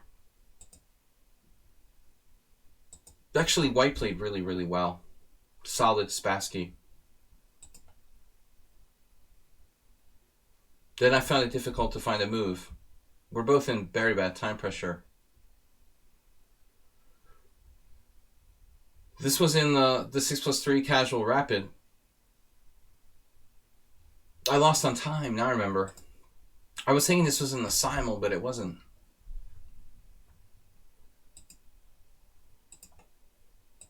And everything went okay. I guess until I played this move, e5, which weakened my d5 square. White played almost without any mistakes. But apparently my biggest mistake here was getting over ambitious at this point. I meant to play queen d6, but I had a second thought that you could take the pawn on. I was afraid you could take the pawn here. But apparently this was good. Queen d6 was the best move. You can't really take the pawn on g3. I didn't even consider queen f7. And I played queen d8, which was more passive. Actually, this is a big mistake. Very big mistake. It looks like I'm opening up his king, but not really, because the bishop takes. And truthfully, my pawn on f4 is my biggest asset. So I made a huge mistake by exchanging that guy off, and then white is better. But then I got a little bit of cocky here, and I sacrificed an exchange, which I thought would be interesting in time pressure. This Petrosian-esque sacrifice. I mean, the position is close, I think. I'm in a bit of a nasty pin here, but this is a little bit too much. We were both in time pressure with 30 seconds with increment, so I thought I could sacrifice an exchange. The problem is this would be good except for e5. I mean, I think e5 is just too strong. So I have to take with a g-pawn, but his center remains intact. I mean, truthfully, I understand why he played this. I didn't have time to calculate tactics with knight takes, so I took with the bishop. I ended up losing on time, I think, here. King h1, king h8, queen f2, rook f8, bishop f3. I guess I could try taking on h3, but it looked dangerous. But it looks like... Any reason why I can't do that?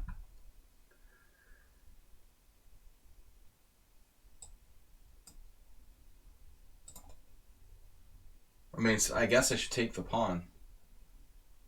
I'm down the exchange for a pawn.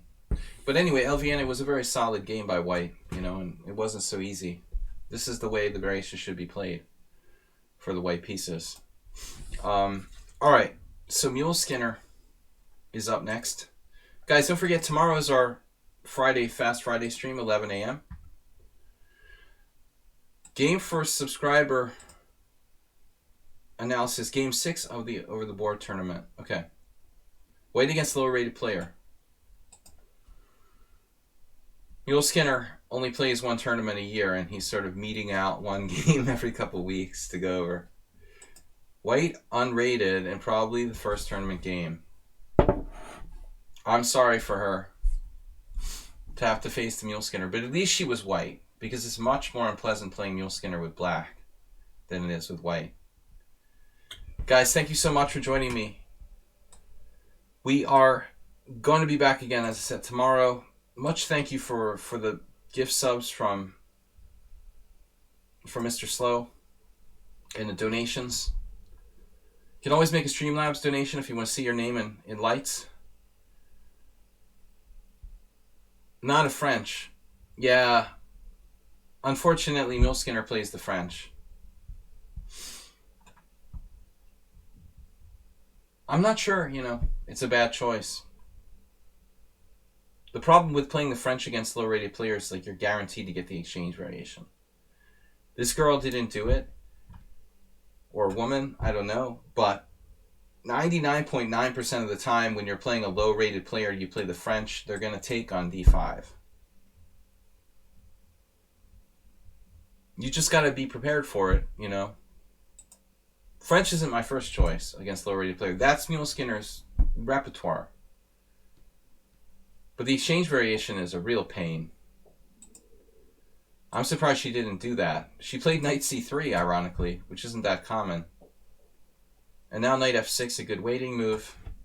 White would like to keep the tension. I've played this for fun.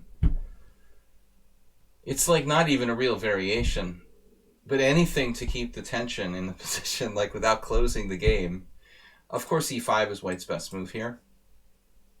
This is one of Rubinstein's, like, first... Rubinstein. Nimzovich's first variations, really. I mean, he played this among other things, like the advance. But it's also very Nimzovichian. After d4, c5, d takes c5. You give up the center to get squares for your pieces. This can be a square, like we saw in the Stefanos game. He had domination of d4. Total control. That's been a theme today, you know, the d4. Also, the other French. So all Frenches, that became an issue. White here instead played d3. Alright. This looks like some kind of Todorov variation. I'm not real inclined to play d takes e4.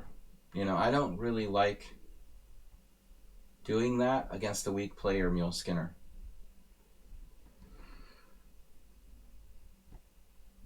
I would think black should play c5 in this position.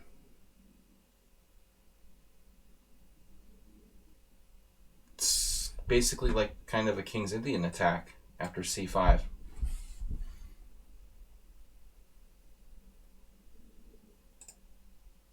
Other options include knight c6, probably. If you really wanted to, you could play d4, but I think it's not my favorite. Even bishop b4 is a move. Played by Gonda Laszlo. He beat a young Yevgeny Tomaszewski in 2001. Stay safe, WJ Loof. Thank you for joining us and supporting the stream. So all these moves are good. This is not a good choice against a low-rated player if you have to play for a win. I don't think. I'm a little surprised she didn't go for knight e4 like all these other players. Strange choice by Plaskett to play this with white, honestly. That seems bizarre. But maybe he was blinded by his own red scarf. I don't know. No, this is like safer. If d takes e4, queen takes d1 check, king d1, bishop b4. That looks like it could be problematic.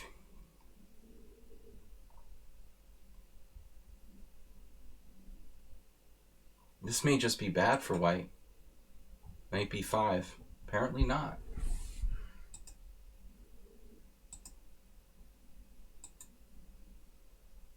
No one had the guts to play this with white. You don't have anything better than queen d1, king d1, bishop b4, and now knight b5. This is a boring move. The boring move is playable too. She's the first one to have the guts to play d takes e4. Everyone else played like knight takes e4. This is like a total draw. Totally drawn. Queen d1, king d1. Todor Todorov would play for a win here with white. But I mean, seriously,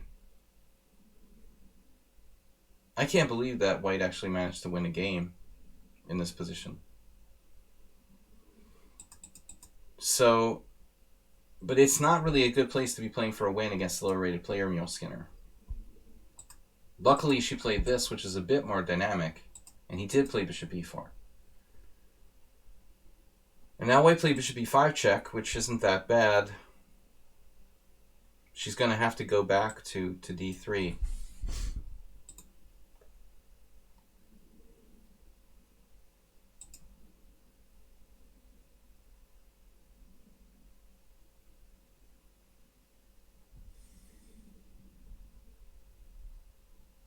Yeah, she's blundered her central pawn.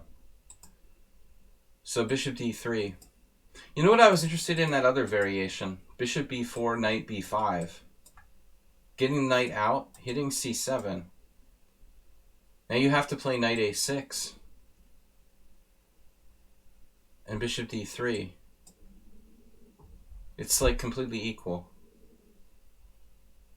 This is a nice thing to know about if you're white.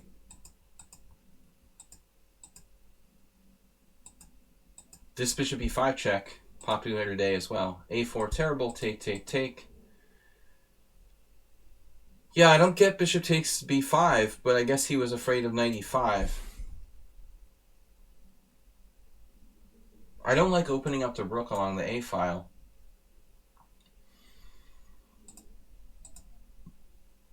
White's not threatening anything. It also fixes her pawn structure, man. You know? I would just play this.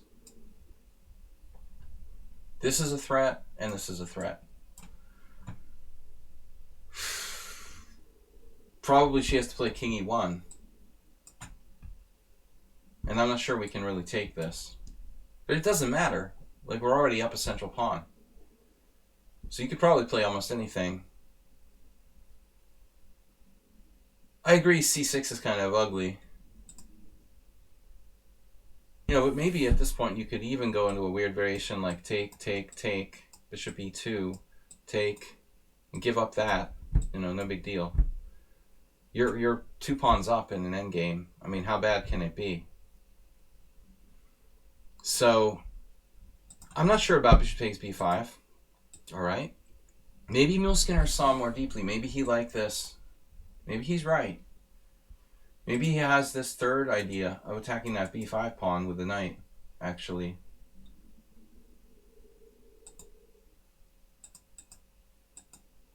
He didn't play it, though. I guess white would just defend the pawn with rook b1. But in the moment, right now, you've temporarily improved her structure and brought her rook active on the a file. If she manages to hold on to everything here, it might not be that easy for black. If she doesn't lose a second pawn. DK Guy, welcome.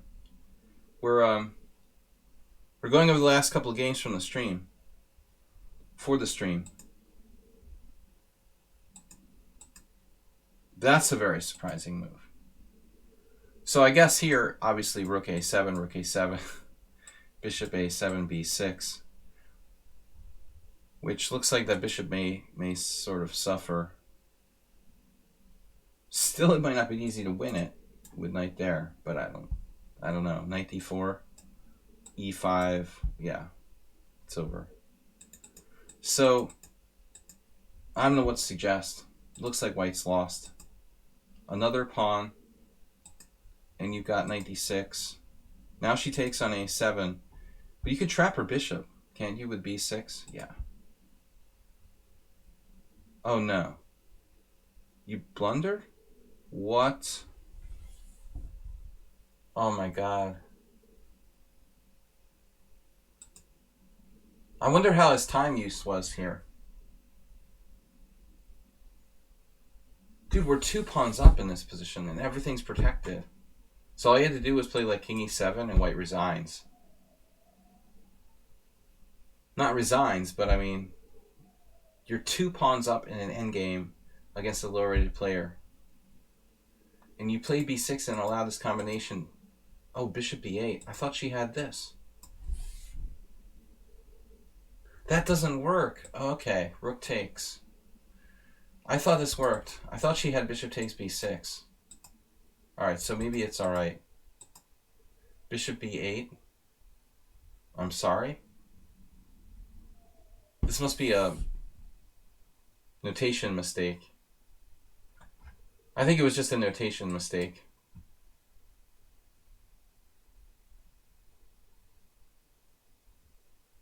I guess not. That's what happened.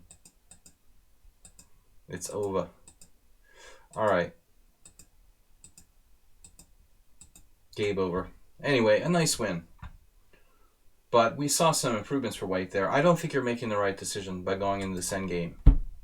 This is a draw, man. This is a draw. Only Jim Plaskett can blind his opponent with a bright red scarf on his way to victory here. Famously on Who Wants to Be a Millionaire, claimed his buzzer didn't work. That's why his buzzer was malfunctioning. That's why he didn't win. Some people. All right, anyway. All right, Mr. Slow donated 5 gift subs today and plenty of bits to the stream. Mr. Slowhand, where do we see your game? So I would like to analyze the simul game with Korchnoi. Tense middle game situation, I got the better ending, but out of sheer admiration, I quickly grabbed a draw. As he said to me after the game, there are not many players who have done well against me, the Kings India. Korchnoi had a little bit of arrogance going on, but at least he didn't like knock over all the pieces, storm out of the room by calling you like an Indian, as he's apt to do, you know, from time to time. That was relatively like polite of him. So no, what a great honor to get to play Korchnoi in the simul. I'm kind of curious. 1999. He was still very, very strong at that time. That's cool.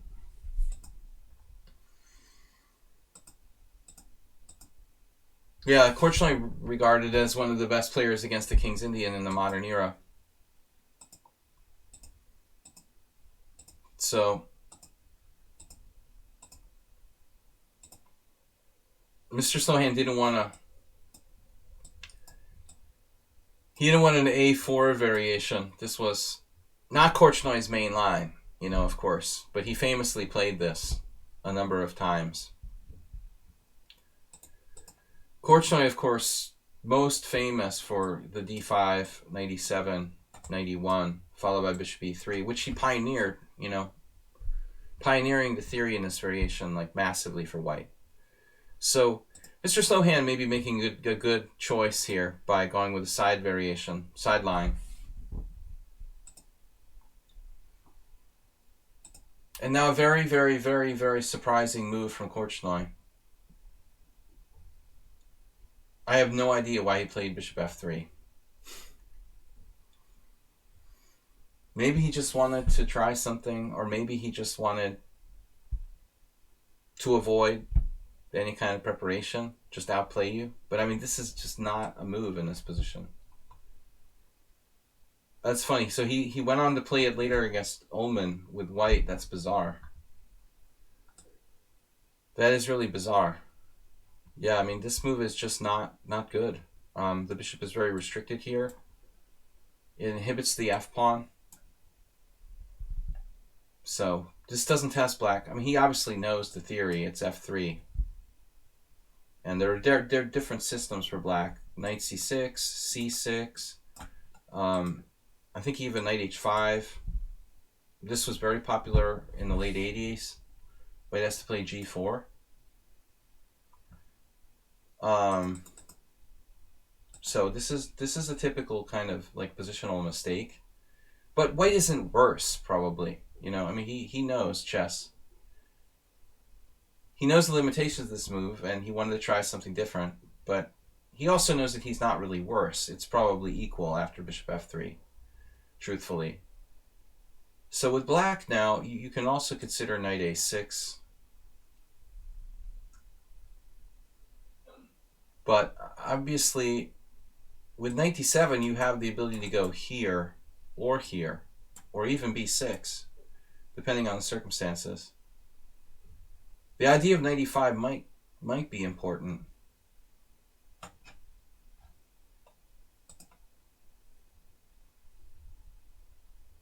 So let's see what his idea is here. Vast number of players here played rook e1. I mean, clearly black is prepared to attack the e-pawn another time. So they're like preempting. Very logical move. And I'm not sure what the deal is in this position. Knight e5, bishop e2, knight c6. You know what's interesting? It reminds me of Philidor now. Larry Remlinger was a good King's Indian player. This I guess, looks pretty decent. It's like a Steinitz. It's like a Scotch or accelerated dragon type structure. Bishop f1. I wonder if Nesmedinov would play knight g4 here. And knight g4 looks interesting. But maybe white can kick you out.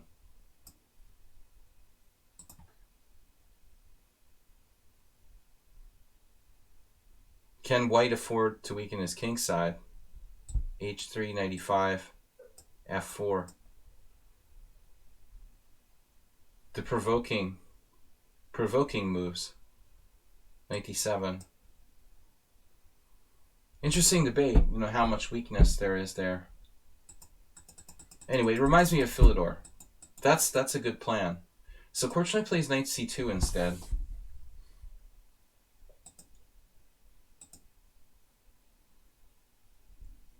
I don't want to just take the engine suggestion, but the obvious question is, what happens after here?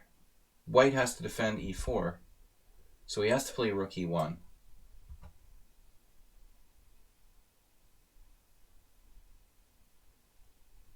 That's clear. And if here, now bishop e2. Now his rook stays on f1.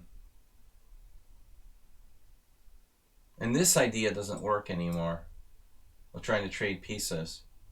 John Bartholomew versus Dragan Solak, 2013.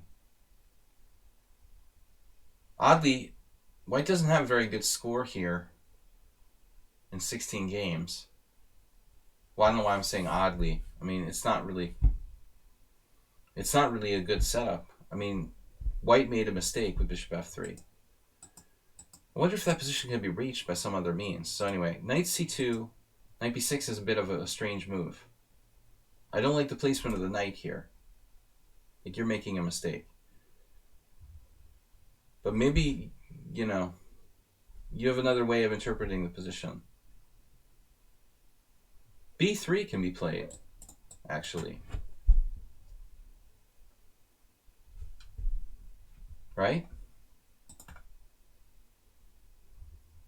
I'm kind of surprised he didn't play it. You don't have any tactics here because the rook is defended by the knight on c2. That's very important. Of course, I played knight e3 instead. c6 here, and then bishop e6. But this is very tempting.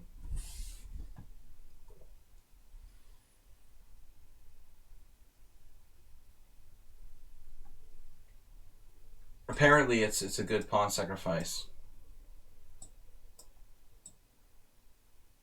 If rook takes bishop e2, maybe you don't have enough.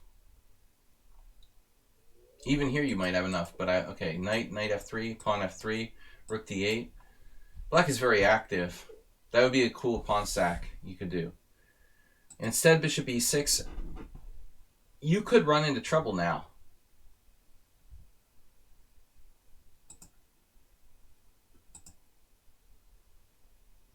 And c4 is under attack. So the d6 pawn is indirectly defended.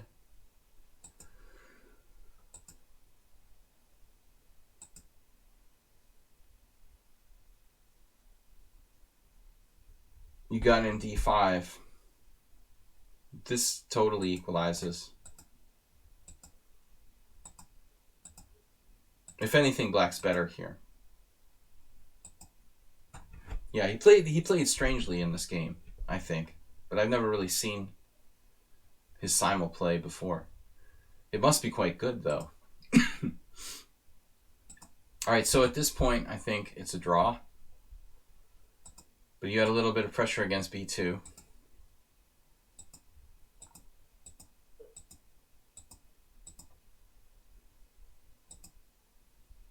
Both sides made a lot of inaccuracies. But finally, this is a draw. Ops color. No, it's same color bishops. Similar material. Nothing to do. This is a total draw. Apparently you missed something there. I was surprised he gave you b2 without a clear idea.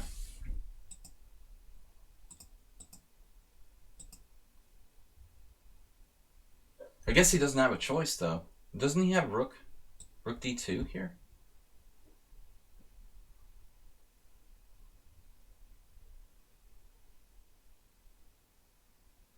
Is it bishop takes? No?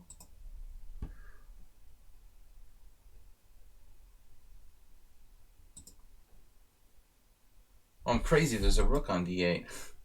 Sorry, I'm getting tired. What am I thinking? All right. Somebody wake me up. Rook takes. Thank you. Hallucinating. This rook. The rook is an open file. Yeah, it's not that easy. What about just... Yeah, he has to move the bishop. What about bishop f3? He's losing an exchange. Yeah, he had to do this, I guess. Better to lose a pawn than lose the exchange.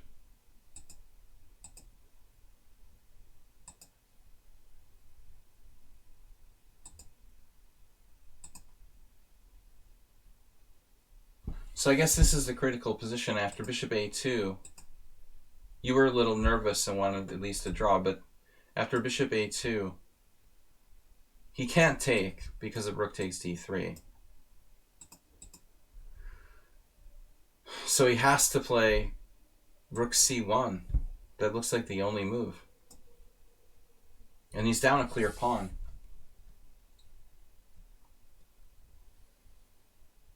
He's down a clear pawn. You may even have like winning tactics of bishop e2. Looks like you're just winning. Yeah, there's no defense here after bishop e2. You can't take the bishop now. And he just takes back.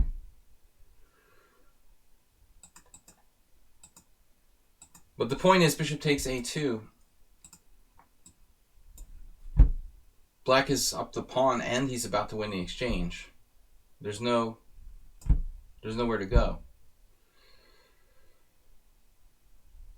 White's back rank weakness, he would have to play this, and then there's no move. Because rook c2, rook takes d3.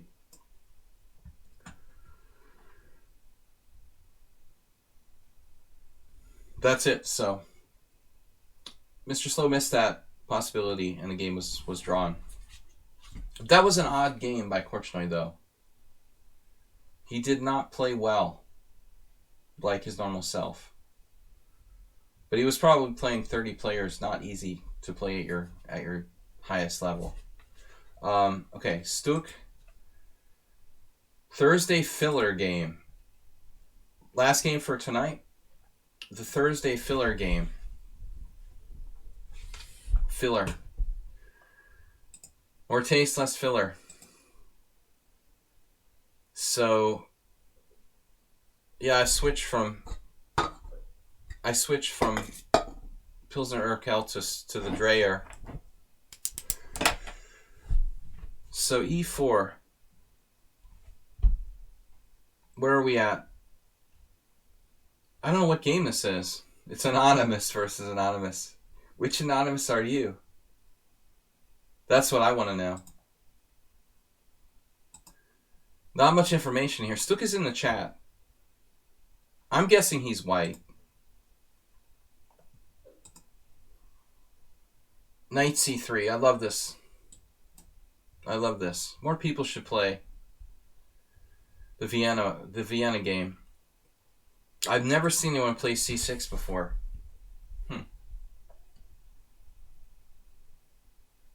Without looking at the opening explorer, my first reaction is D4.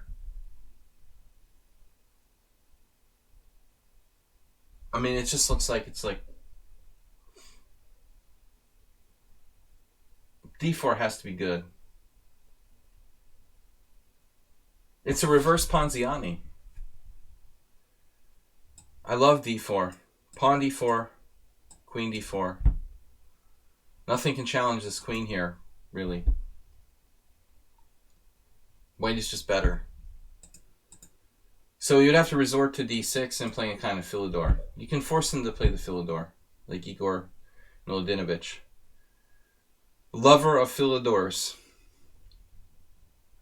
Actually not the greatest Philidor, with the early C6, by the way. Probably. So I like D4 a lot. That's his best, is the Philidor. Then you play Knight F3. Now Knight D7 or Queen C7 or something. Yeah, this is standard.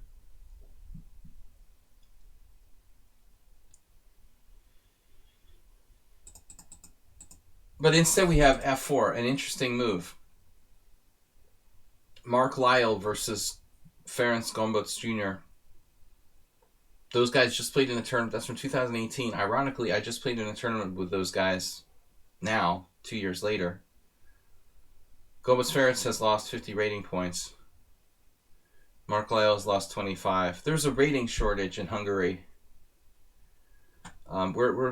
We have rating poverty where I'm at in Budapest. So Jakubiak versus Nowitzki, 2006, whatever. F4 is an interesting move.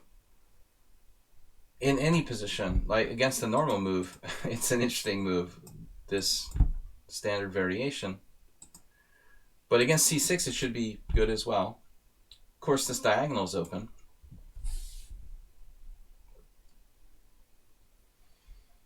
I'm not really concerned about Queen H4 check. That's not a good move. Takes is critical.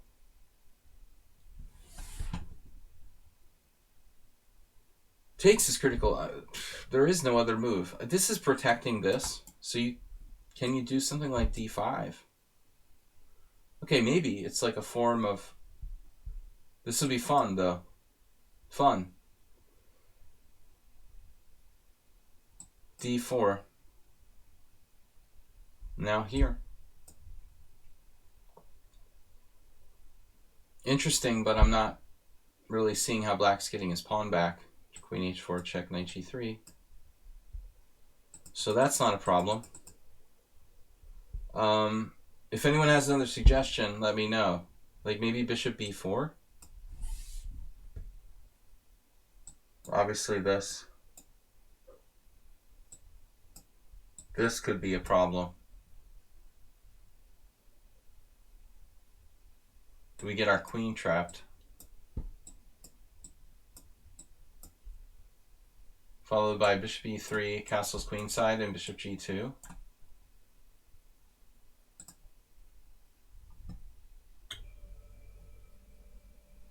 This is apparently sound.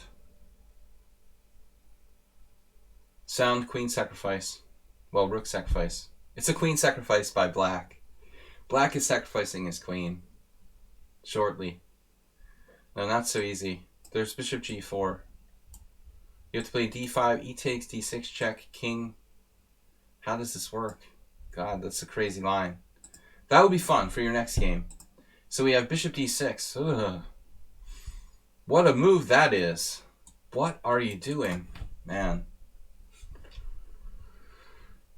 So bishop d6, like, looks really bad. White probably has a choice of several good moves in this position.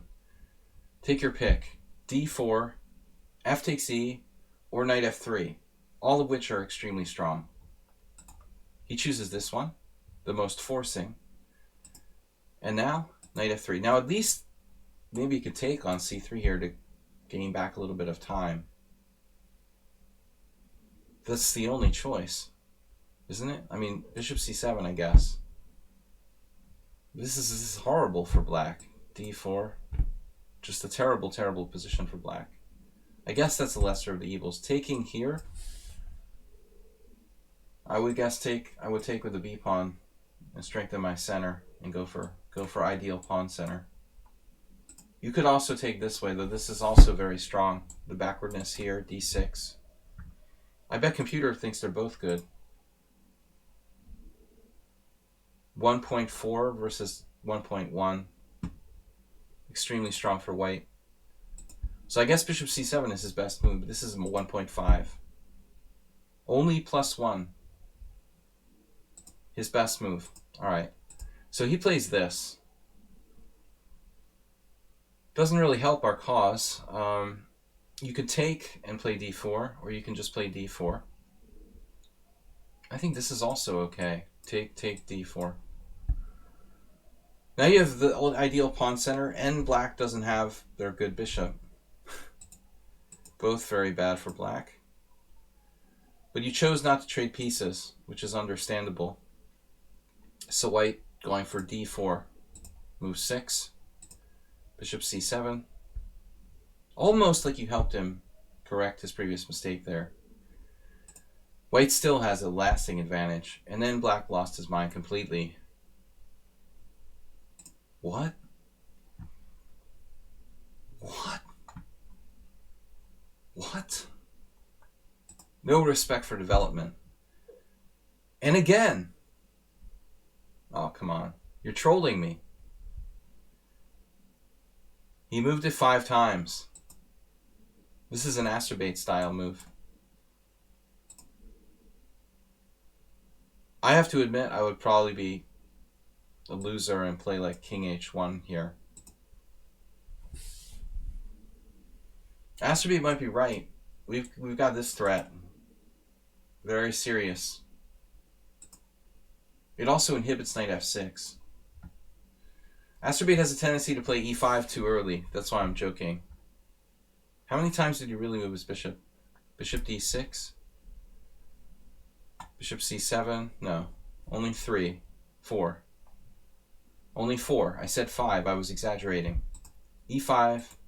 h6. Good God, man. Obviously, that might have been a real threat. But I think there's more important things to worry about here.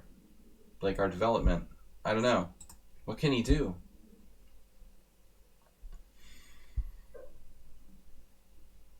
It's over. Black is just lost here.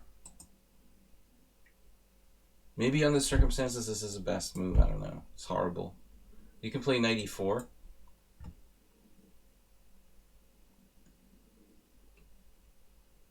I'm skeptical about black's chances. Maybe he'll move his bishop again.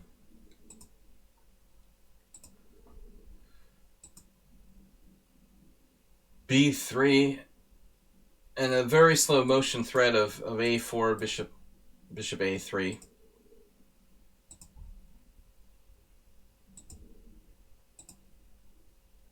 We never would have seen that coming. And for Warnaki, we got our A5 in. And now Stuk, with all the time in the world, suddenly plays King H1. Never expected that. Black gets away. 94. Rook E8.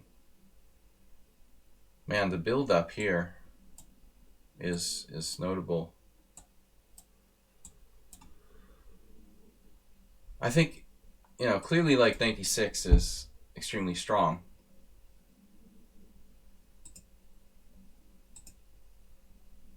This is a bit more exciting. Literal sacrifice. And his only move appears to be Queen H6.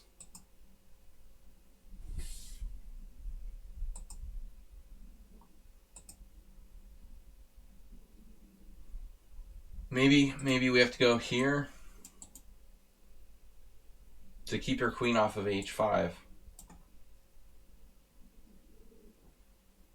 Can he survive another move or two with Queen H4?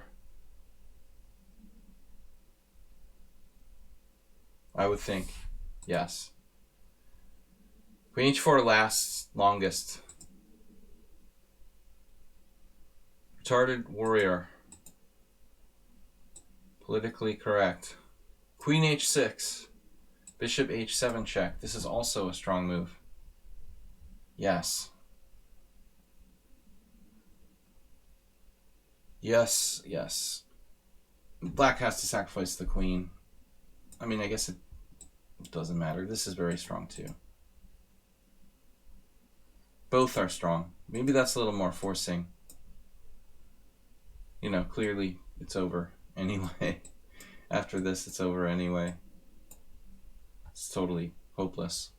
So the game went finally and mercifully. Bishop H7, King H7, Queen H5 check. Queen H6. And then the mean Stuk played Knight G5 check. Forcing mate. This is a very silly blunder though. Clearly he should play King H8 in this position. Allowing for the retreat defense, Knight G8. But he only wanted the pain to end with King G8, an immediate mate. Alright guys, we're going to close down the stream. Thank you so much for joining me. These were our interesting games from everyone. We will be back tomorrow morning at Friday, 11 a.m. as I do the morning streams, Monday, Wednesday, and Friday, 11 a.m. Mr. Coffee Cheers, thank you for your help, for banning the worst of them, keeping the good guys in. Thank you so much. From the Panda and myself, cheers to everybody for the subscriptions, for being subscribers, and for supporting the stream.